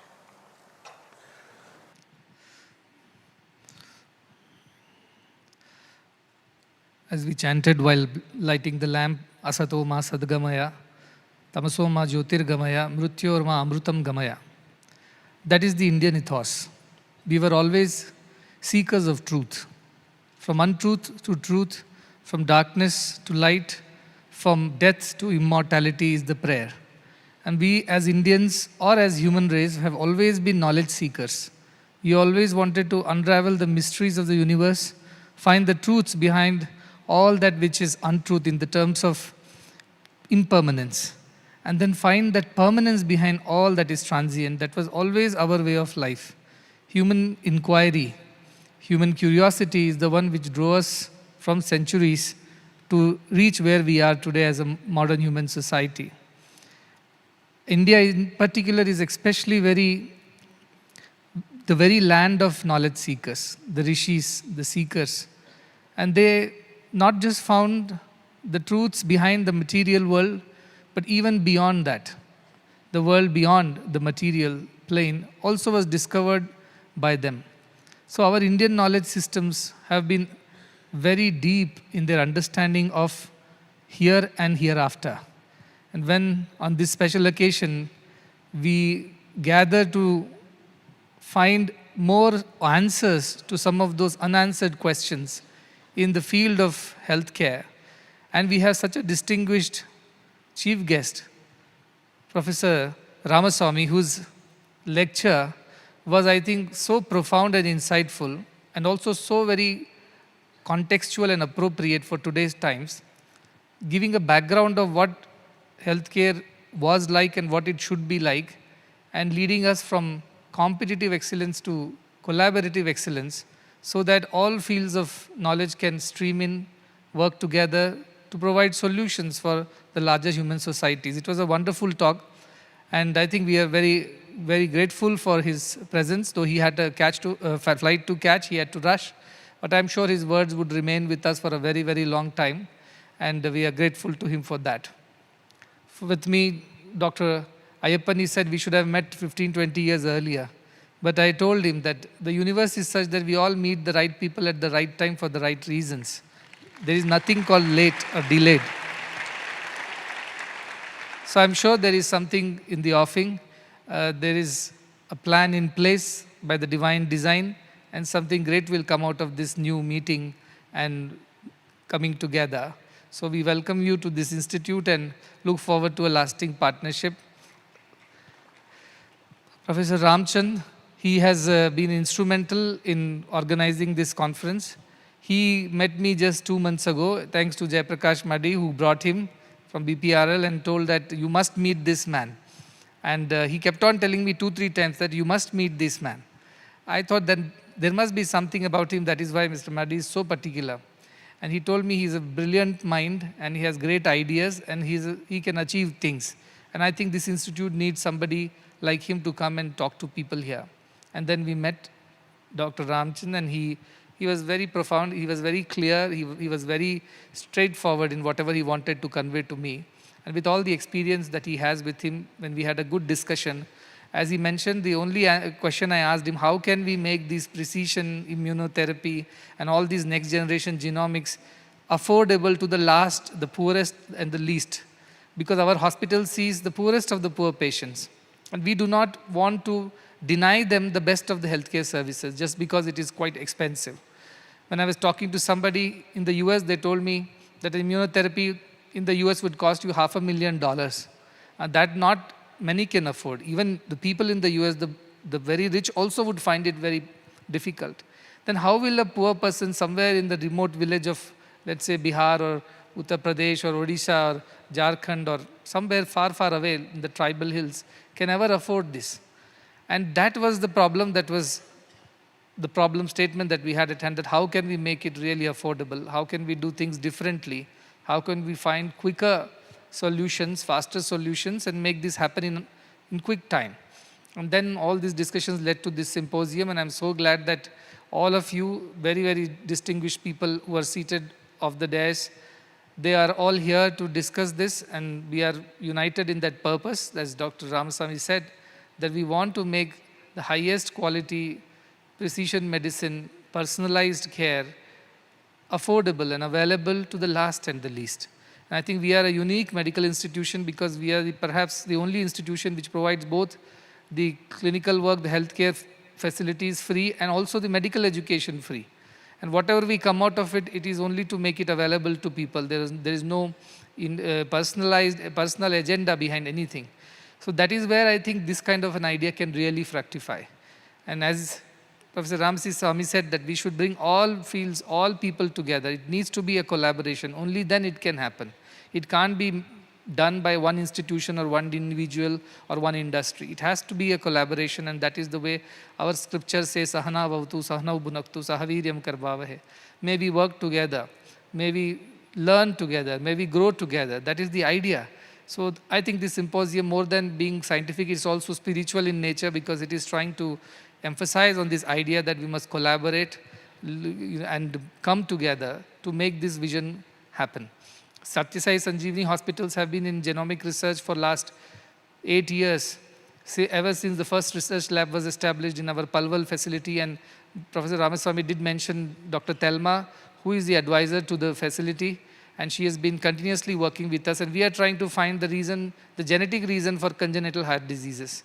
And a lot of work has happened. We have the largest biobank in the world for congenital heart diseases, over 10,000 plus samples that we have collected and are studying. And a lot of work is happening in sequencing and understanding where the problem happens and how can we mitigate it at the fetal level. That work is while it's going on. However, in the recent times, what really caught my attention was the non-communicable diseases, which have grown significantly, and they are going to become a huge healthcare burden for not only our country, but for the entire world. And if that snowballs into a tertiary care emergency, then we know that we cannot afford that emergency in any country. Even the richest countries cannot afford to provide good tertiary care to all the citizens. So the best thing to do is to prevent it from happening, predict it before it happens, and prevent it. That is the idea of genomics. So we want to embark on a large-scale epigenetic study, as you said, genotype, phenotype studies for large Indian population, Asian populations, because not much work has been done on the Asian population. While a lot of work, even the Human Genome Project and everything is more towards the Europe and the West, the Asian side of the world has missed out on that. And I think this is where we are looking at making a difference by understanding our genotypes and finding reasons for the diseases that we suffer from, and how can we mitigate it before it becomes too late. And that would perhaps be the greatest service we can do to humanity in the coming times. And I'm sure with such brilliant minds who are sitting here, with so much of collective experience behind them, of so many years of good work, and a wonderful place like this, which is absolutely fertile for an idea like this, which wants to support the entire humanity without any barriers of nationality, geography, or socio-economics. I think this is the place where such a thing can really happen. So my best wishes to the entire team for organizing this symposium. It's a short one, but it is the very first one. It is just the beginning of many good things to come. And we are totally committed to a cause like this. And I would like to see a world as we pray, Sarve Bhavantu Sukhinaha, Sarve Santu Niramayaha. May all be happy and healthy. But to make it happen, we have to find ways, we have to find solutions, we have to find pathways. And I'm sure this symposium is just the great beginning for a greater end. And these little steps that we take today will pave way for a greater future for all humanity. And whatever we discover here is not just for the people of India or people of Karnataka, it is for the whole world. That is what is the idea of one world, one family. Whatever we invent, whatever we discover, whatever we create, it has to be for the entire humanity. And with that vision, I hope we can walk forward together in this commitment with this purpose. And I once again welcome all the esteemed scientists and dignitaries who have come to this symposium. And once again, I want to thank Professor Ramchand for pulling it all together. And I told him that he is a go-getter because he just said that many people come to this institution, get very inspired. They say, we want to do this, we want to do that. But once they're back in their workaday life, it's very difficult for them to recommit or reinitiate those things. But he is one who told that he will do it, and all these 2 months they have worked behind the scenes continuously with our team over here, and Karthik, Ramesh and everybody, Jai Prakash, and all of them have put this together. I'm sure this is a great beginning. Starting tomorrow is Navaratri festivities. It's again that significant time of the year when we make a transition. We involve in a lot of these spiritual activities which will lead to greater good of the humanity. And I think this is very significant moment in time where we are coming together for a great cause like this. And I would love to see that if all hospitals around the world, all medical institutions can provide immunotherapy or gene therapy, cell therapy to every patient who needs it. And there is no questions asked, there are no costs involved, there is no questions of affordability. In such a world, we can create a world of equality, fairness, and justice for all. I think as scientists, we would have achieved the very purpose of being scientists. So with these few words, thanking all the people again, I wish them the very best, and I look forward to the proceedings of the day. Thank you very much.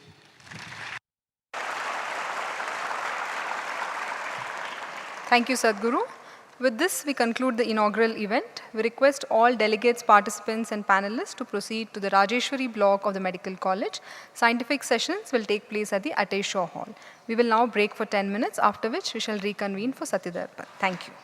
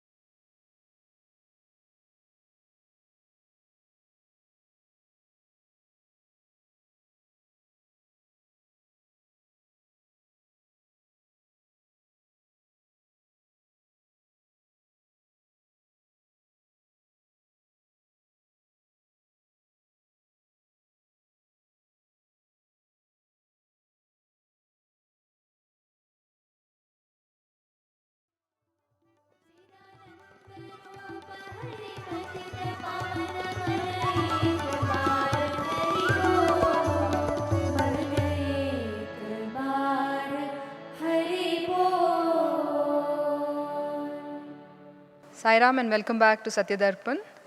Today, Swami has once again very graciously agreed to take a few questions. Swami, the first question is, youth today aspire to become rich quickly and want to lead a lavish lifestyle. When they see the success of a few, they emulate the same and often find shortcuts to achieve this. What is your advice to them? We have heard slow and steady wins the race. You heard about the tortoise and the rabbit, and we know who wins the race is the tortoise because he's slow and steady, he's focused. These shortcuts, while may appear to work for some, it does not appear for all the people. You must remember wealth, name, fame, power, position, authority, they are not just what you earn in this life out of your efforts. Some of it you bring as your karmas from the past also. And therefore, your past karmas can also influence your present financial status or whatever position you hold in the society. So it's not directly proportionate to the efforts that you put on this path in this lifetime. It is also because of the good or whatever you have done in the previous lifetimes which is influencing all that you're achieving. So some people are very quickly successful. They don't seem to put as much efforts, but they're succeeding because there is some Purva Janma karma which is giving them that benefit, that advantage. But some people, despite working very hard, they do not succeed. There are some other issues that come in their way, obstacles come in their way.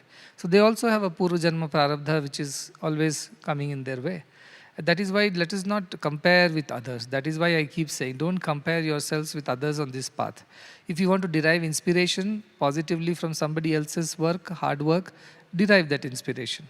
But comparing and then feeling left out or feeling jealous and then trying to do things in a wrong way to get ahead, like cheating in the exams or lying to someone or cutting corners, ethical, moral sacrifices you make for greater prosperity, that will all not last. Because I have seen, having been in the financial industry, I have seen a lot of companies, they've collapsed because they were not ethically grounded. The large companies, even India's stock market, if you go back and see, many listed companies disappeared. But at one point of time, they were ruling the roost because they did not do the right things. They took the shortcuts. They knew how to manage their balance sheet, hoodwink the auditors. And they were just completely hollow structures. They were empty, but the outside looked very good.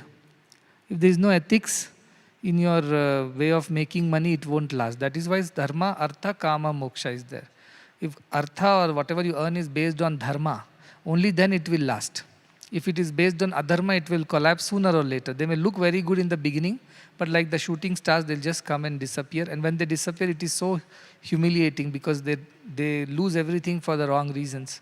And I have seen plenty of them, right? In our own lifetime, we have seen a lot of them, where people try to make money by taking shortcuts, and they all have fallen on their face. And now nowhere there. In fact, if at all they are there in our history books, they are remembered as those who have destroyed economies, damaged the society, and caused so much of trouble to the people, their employees and the stakeholders and so on and so forth. The worst of it all is that any money that is earned without hard work, without the sweat of the brow, that is a sin. In our scriptures, that is called as sin. That is why gambling is a sin. Somebody may be very good at gambling, but that doesn't make that person any respectable. And that money would not last. I always say it's a zero-sum game. Even stock market children go and stock trading, they do. They think they're making money. But remember, every time you make money, somebody is not making money on the other side. It's a zero-sum game. And so you are making money at somebody else's cost. Is that fair? Is that honest? Is that dharma? If it's not dharma, then it won't last, because dharayati iti dharma, what makes things last is dharma. So these shortcuts in life, it may appear very good in the beginning. It will give you that temporary joy, excitement, whether like the fruit that tastes sweet in the beginning and later it is a poison. These worldly joys are like that. If it's not based on dharma, they will give you pain at the end, and also they will give you a lot of what you call insult and embarrassment at the later stage, which I have personally seen in many people's life. But sometimes youngsters may get excited by taking one or two examples of those big billionaires who are suddenly become billionaires, whatever. They also may be bringing some Purva Janma Prarabdhas because of which they are getting benefited. Sometimes after helping a person, we realize that they are not correct and feel confused if we did the right thing. Also at times when we try to practice selflessness, people try to take advantage of us and even hurt us. This discourages us to remain selfless. How should we handle such So situations? being selfless should not be dependent on what people do to you. Being selfless should be your nature. You are not selfless if you are thinking what happened after I did selfless. You are selfish only because looking at the outcome and what I am getting out of it. The moment there is an idea of what is in it for me, it is selfish only. If you help somebody and that person did not respect your help or did not, or even misuse that help, let us say, whatever happens, there is an element of selfishness in the so-called selflessness that you have done. But yes, as it is said, when you give, know why you are giving, what is the purpose, how will it be used? Shraddhayadeyam, Ashraddhayadeyam, Shriyadeyam, Bhiyadeyam, Hriyadeyam, Samvidadeyam. Know the reason. So check before giving. Check what is the eligibility of the person who is receiving. Is he capable of using it right or will he squander it away? Bhagavan used to say, don't give money when your beggars are on the street, they're asking, because if they use this money to go and drink and lie around, the sin of it will also come to you because you have given without proper knowledge. So yes, selflessness should be done with knowledge, but without expectation. If you do it with knowledge that you're doing it for the right reason, to the right person, in the right way, there ends the matter. After that, you go back and keep checking, what did I get out of it? Did he put my picture on his wall? Did he praise me in public? Did he send me thank you notes? All that is not to be insisted upon. If people use help and they become ungrateful, and that hurts you, you expected gratefulness from them, you expected gratitude from them, thankfulness from them, and they did not have that. It means, one, you probably helped the wrong person. You did not really investigate before helping. Or two, that maybe the help was very much needed at that point, but the person is mature, not mature enough. Then in our spiritual parlance, what we call them, treat them as children. They are children, they don't understand. They don't understand the help that we have rendered. One day they will grow up, then they will truly understand what we have done. But we don't stop being selfless because of these reasons. Then you are not selfless in the first place at all. That is how you should think of it. Swami, can you explain the concept of deja vu and why do we experience it? If everything is a dream and we have lived this dream a million times before, see, the whole thing is like, the time is an illusion actually in the spiritual world. There is nothing called time. Why? In a dream world, what is time? You sleep for 6 hours, but within that 6 hours, you dream for a few minutes. In that few minutes, you have gone to America and come back, and you felt that you have experienced everything. You have seen the, Statue of Liberty, you have gone to New York City, you've done so many things. Really going to America and coming back will take a lot of time, money and efforts. But lying on your bed, you are able to go and come back. So what is time after all? So time itself is a bigger illusion. Even otherwise, you see, what is the time in India right now versus what is the time in America? If you add all these times, different time zones, everything is an illusion. What is Rahu Kalam here is not the Rahu Kalam there. So, where you are in that circumstances, whatever is applicable, that is what you use and live your life. So that way, time is an illusion. So what happens is that if you think of the whole universe as something that was a dream of Vishnu, they say, like God is dreaming this whole universe. In his dream, we are all living, doing things, and all these things are happening. So sometimes this dream is already done, because if you think there is a future and after some time these things will be done, that itself is an illusion, is what I am saying. So it is sometimes your intuition, is able to leapfrog and see things which are happening. Many people can even, they are people who can see the future, they say. So for them, if the future happens after they have seen it, it will be like deja vu only. So this deja vu is that ability of our deeper intuition to leapfrog, jump forward in timeline and see things and then come back. We would have seen it in a dream some point of time or in a vision. And then when we really meet with the real circumstances, the deja vu thing is happening. But sometimes it also happens that we go to a very new place which have never been before. But then we feel we have been here before. And that could be from your past lives also, the previous visits to those places. So there are reasons for that, because we live as a continuum. That is what I'm saying. What you are physically here today is not your ultimate. You lived in the past also in another body, in another time. And you live in the present, future also in another body, in another time. So sometimes your consciousness, which is continuous between the past, present and future, gets connected to your past or gets connected to the future, and you are able to see things which are going to happen, or you are able to remember things which have happened in the past. So this deja vu is one such phenomena where your consciousness kinds of reverses or fast forwards, and then you see things which you have not physically seen, but you feel you have been there or seen that.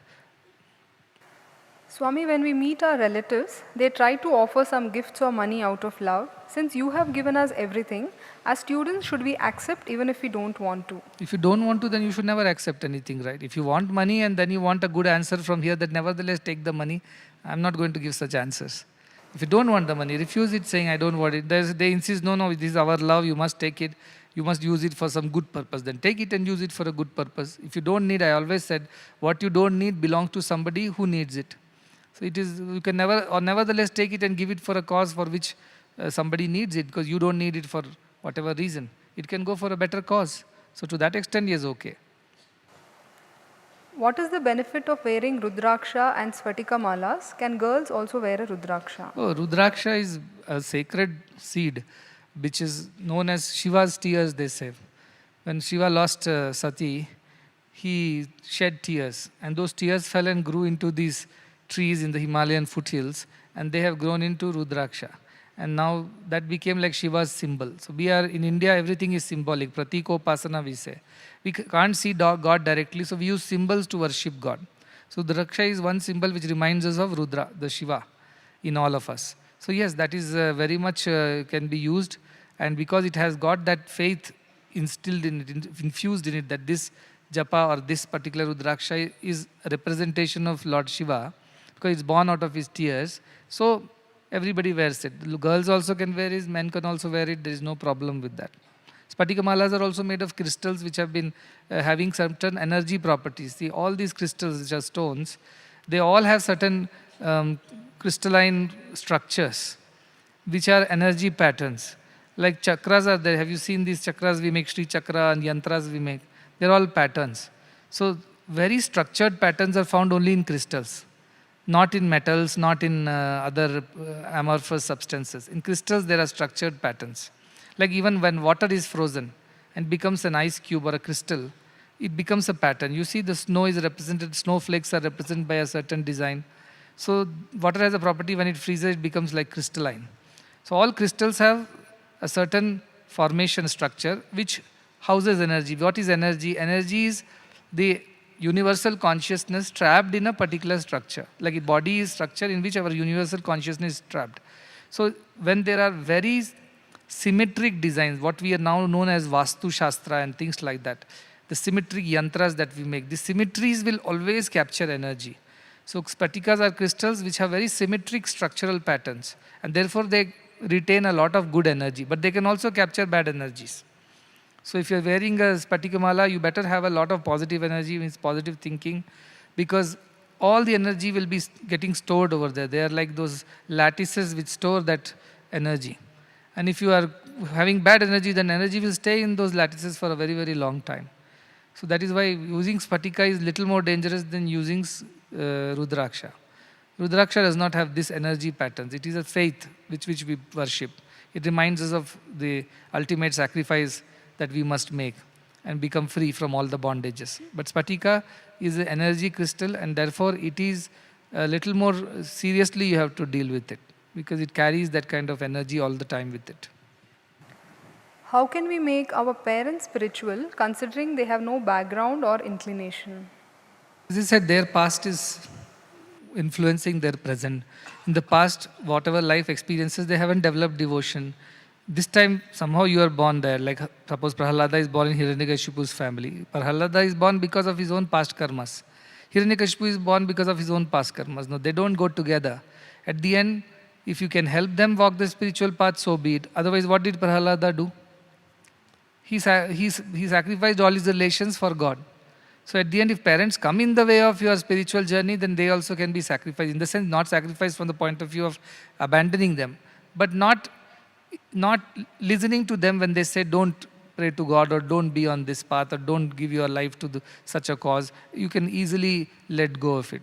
I keep telling, anything can be sacrificed for spiritual path. And if parents are not inclined, and because of their Purva Janma, we cannot do much. Slowly they will probably learn from your life. But don't fight with them and don't become very angry.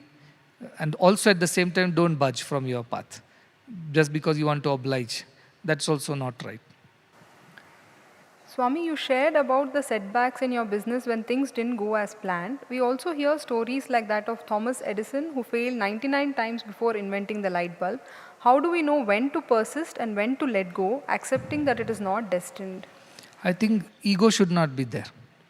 When you are trying to do something and achieve something, if there is ego in that and you are failing, then you should give up. But if there is no ego, there is a greater purpose, and you are failing still, then you can set right your way of doing things and learn from it and do. The greater purpose, the greater selfless purpose should be the reason why you want to do anything next. If that is not there, there is a selfish purpose and you are failing again and again and again, then probably it is not meant to be, you just give up. But whenever, for example, we also have many things to do, they are selfless things. We are also face setbacks, but we don't give up. And we know after 1, 2, 3 attempts, it happens. They call it miracles, but I call it simply consistency in our efforts towards selfless things. So selfish things, if you come across a lot of obstacles, it's not meant to be, you should give it up. But selfless things never give up, even if it's obstacles are coming. Maybe you have just taken a wrong route or you have not understood how it should be done, so figure that out and you will find a way out of it. And I always tell, whenever we fail, we learn a lesson. What is the lesson? That this can't be done this way. There is another way to it. That is a lesson learned, so next time you won't make the mistake. So think like that. But selflessness and a greater purpose should be the guiding force, for which sake you should be able to attempt again and again and not giving up, not feeling dejected. Swami, how should we react when we did not commit a mistake but still get blamed? As I said, Sita also got blamed for no real apparent mistake of hers. Sometimes in a society when you live, the quality of people that surround you, that determines how they perceive you. So in a bunch of thieves, if they're around you, even if you're a good person, they will look at you as if you're a thief. Even if you're a thief in a bunch of good people, people will look at you as a good people. So it's the company of people you keep. So at the same time, if somebody blames you for some mistake, if possible, have a conversation, clarify it. If it's not, just leave it at that. Anyway, you know you have not made the mistake, right? Your conscience is clear, then there is no point in going with a, whatever, trumpeting around, or shouting around and screaming around. Not required, because they will anyway not believe you. So leave it at that. And as long as you are right, your conscience is clear, it won't matter. It won't matter. As humans, it is natural to plan and save for a rainy day in case something goes wrong. Does that also amount to hoarding? Yes, rainy day planning has to be there, because then you will become a beggar and depend on somebody else, which is also not right. But you must define what is your need for the rainy day. How much is enough? Because there is no end to one's imagination, how many things can go wrong in one's life, and so how much one would need. That idea should not drive you. There should be some savings. It is a must as a part of our process. There was once a rickshaw driver, auto rickshaw, the cycle rickshaw puller told me a beautiful thing. He told, I keep my money in 4 parts. One part I spend it on myself today, in the present. One part I spend it for the past. That is my parents and whoever has helped me, like my debts to repay. One part I spend it for the future. I invest in my children, their education, and grow them. And one part I keep it for a rainy day, he said. So you understand there is very good clarity that suppose you are living a life, your lifestyle is only so much. Your rainy day also will require only so much. Why would you need more than that? So this was a wisdom from a rickshaw puller. I was returning from Puttaparthi, Whitefield to our home, Chhattisgarh. And from the railway station in Bilaspur, I took a rickshaw to go to my aunt's home. And from there, I would take another train next morning to go home. So on the way, I was just chatting. It was 4 a.m. in the morning. And we were just chatting. And he was telling me simply, people are very chattery in Chhattisgarh. If you get them speaking, they'll tell you a lot of wisdom. So he told me, 1 rupee ke 4 aane hote. 4 aane, four parts, 4 ana, like that. He said, so 1 4 ana mere purv ke liye, matlab jo maine parents ka debt hai, I have to clear those debts. 1 4 ana is for my today, my wife, myself, and whatever family. 1 4 ana for my future, which is my children's education, their family, and whatever their marriages. And 1 4 ana for a rainy day. That is the saving I keep, he said. One more. How can one be sure that they are destined for a life of missionary service and not just temporarily inspired by emotions? How can we convince parents who may oppose this in the name of family duty? When you are born to do something, you just know it. Now that will drive you. Maybe temporarily you will get distracted from it because of other age-related distractions and considerations. But you will again get back to the track. You can't go too far if you're anchored in that thought. Similarly, if you're anchored in a missionary life, even if a small distraction happens, you can feel the disconnect, the dissonance between that and here. And you will feel uncomfortable in the new role that you're trying to take up because it doesn't fit who you are. And so you will again come back to this. So that's how you know what you are born to do, because you should feel a disconnect, some dissonance, some restlessness when you're trying to do anything other than what you're born to do. And don't go by these few days of ups and downs. That happens to every mind. A few weeks of sudden distractions or a few months of sudden change of thinking. Again, after a year, you will come back to the same path. But especially be careful during this very slippery terrain of youth. Just when you are getting into adolescence, that's when your mind gets very excited and distracted. So give yourself time. That's what I tell them. In such days, don't take hasty decisions. Give yourselves time. And you will know that as you mature, you will know this is your path and that is not your path. Now, if family comes in your way in the name of duty, as I told just now, the greater duty is greater good. If Mahatma Gandhi did not give up his family, we wouldn't have had the freedom struggle going. If, soldiers who are fighting for the country, they don't give up the idea of family, we won't be able to live in a safe nation. Every great thing has happened because somebody gave up the lower relationships for a greater good, greater purpose. And when you want to serve the society, if you can take family along, so be it. If you can't, if they are not willing, like you said, your parents are not willing, others not inclined, then you have to abandon those relationships. Now, be good to them, but then tell them this is what I am born to do. I will continue to walk my path. If you can walk along with me, I'll be very happy. But if you choose another path, I'm not going to come and disturb you there. You should not come and disturb me here. The only problem in our missionary organization, they say, is that if you become a missionary, can you look after your family? Yes, our mission is very different from other missions. In other missions, they ask you to shave your head, do your pindadana. Today is Mahalaya Amavasya, so even today is the good day to do your pindadana and become a missionary. And give up all your connections, remove your name, you cannot visit your family, all kinds of stories. I don't allow to say all these things. If you want to walk a missionary path, walk. And whatever you get out of it, you take care of your family. Any needs are there, we will look after. In fact, all our staff's families we look after very well. All our children's families we take care of without thinking that he is a missionary or not a missionary. So this is a very unique mission. This is the easiest way to walk the path. Other places, I am not sure that you can get all these support systems. Okay? I just didn't have time, but I did not want to break the sequence. You see, every day I must come, I must speak about spiritual things, and that is going on like a yajna. So I didn't want an vigna or obstacle or any disconnect there. Therefore, I came, and I'll come again. Tomorrow onwards, these Dasara festivals are also starting. So you all participate with whole heart. This is a very important time in the history of humankind and also in our mission. So please spend time in the pure thoughts, in complete focus on what is there happening around you. Please don't get distracted. At least these 9 or 10 days for Atirudra Mahayagna, because the kind of energy that is getting generated, the vibrations, that will last you lifetimes, not even one lifetime. That is the power of these wonderful sacred rituals. So participate with all eagerness, with all sincerity and all purity.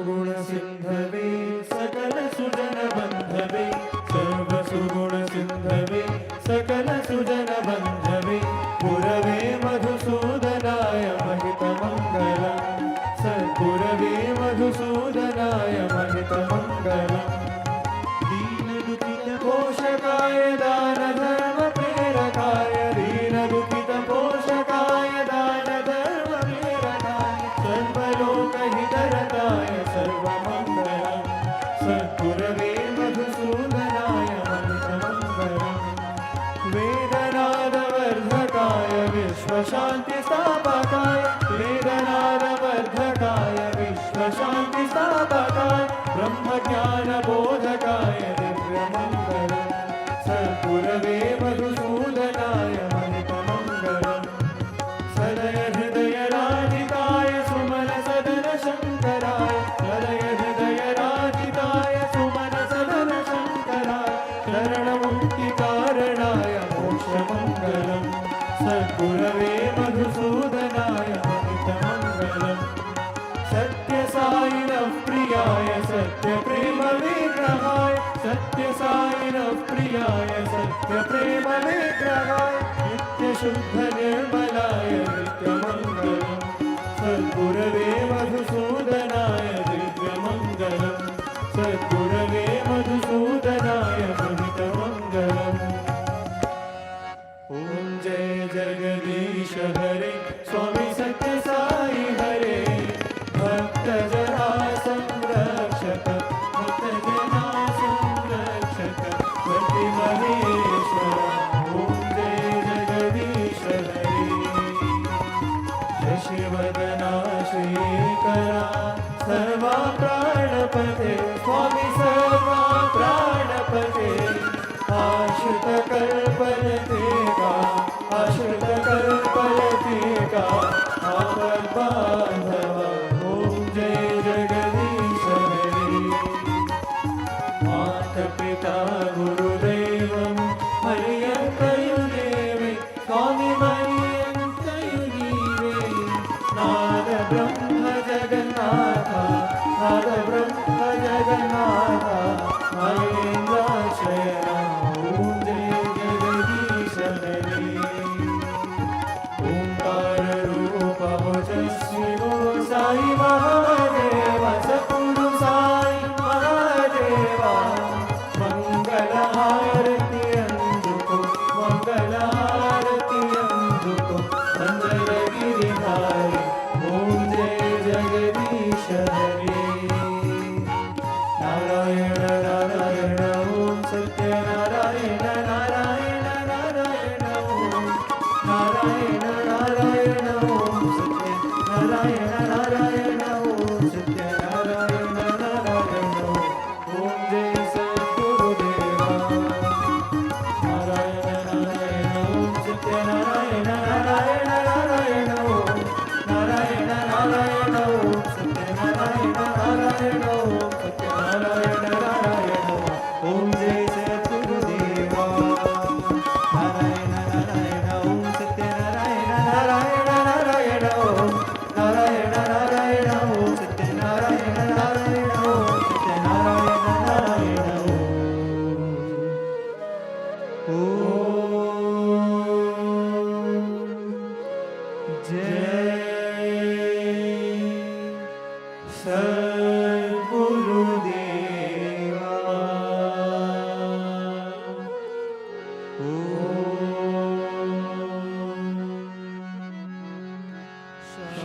शांति शांति शांति समस्त लोका सुखिनो भवन्तु समस्त लोका सुखिनो भवन्तु समस्त लोका सुखिनो भवन्तु।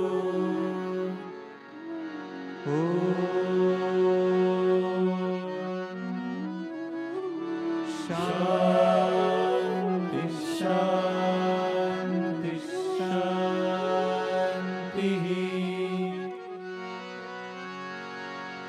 जय बोलो भगवान श्री सत्य साई बाबा जी की जय।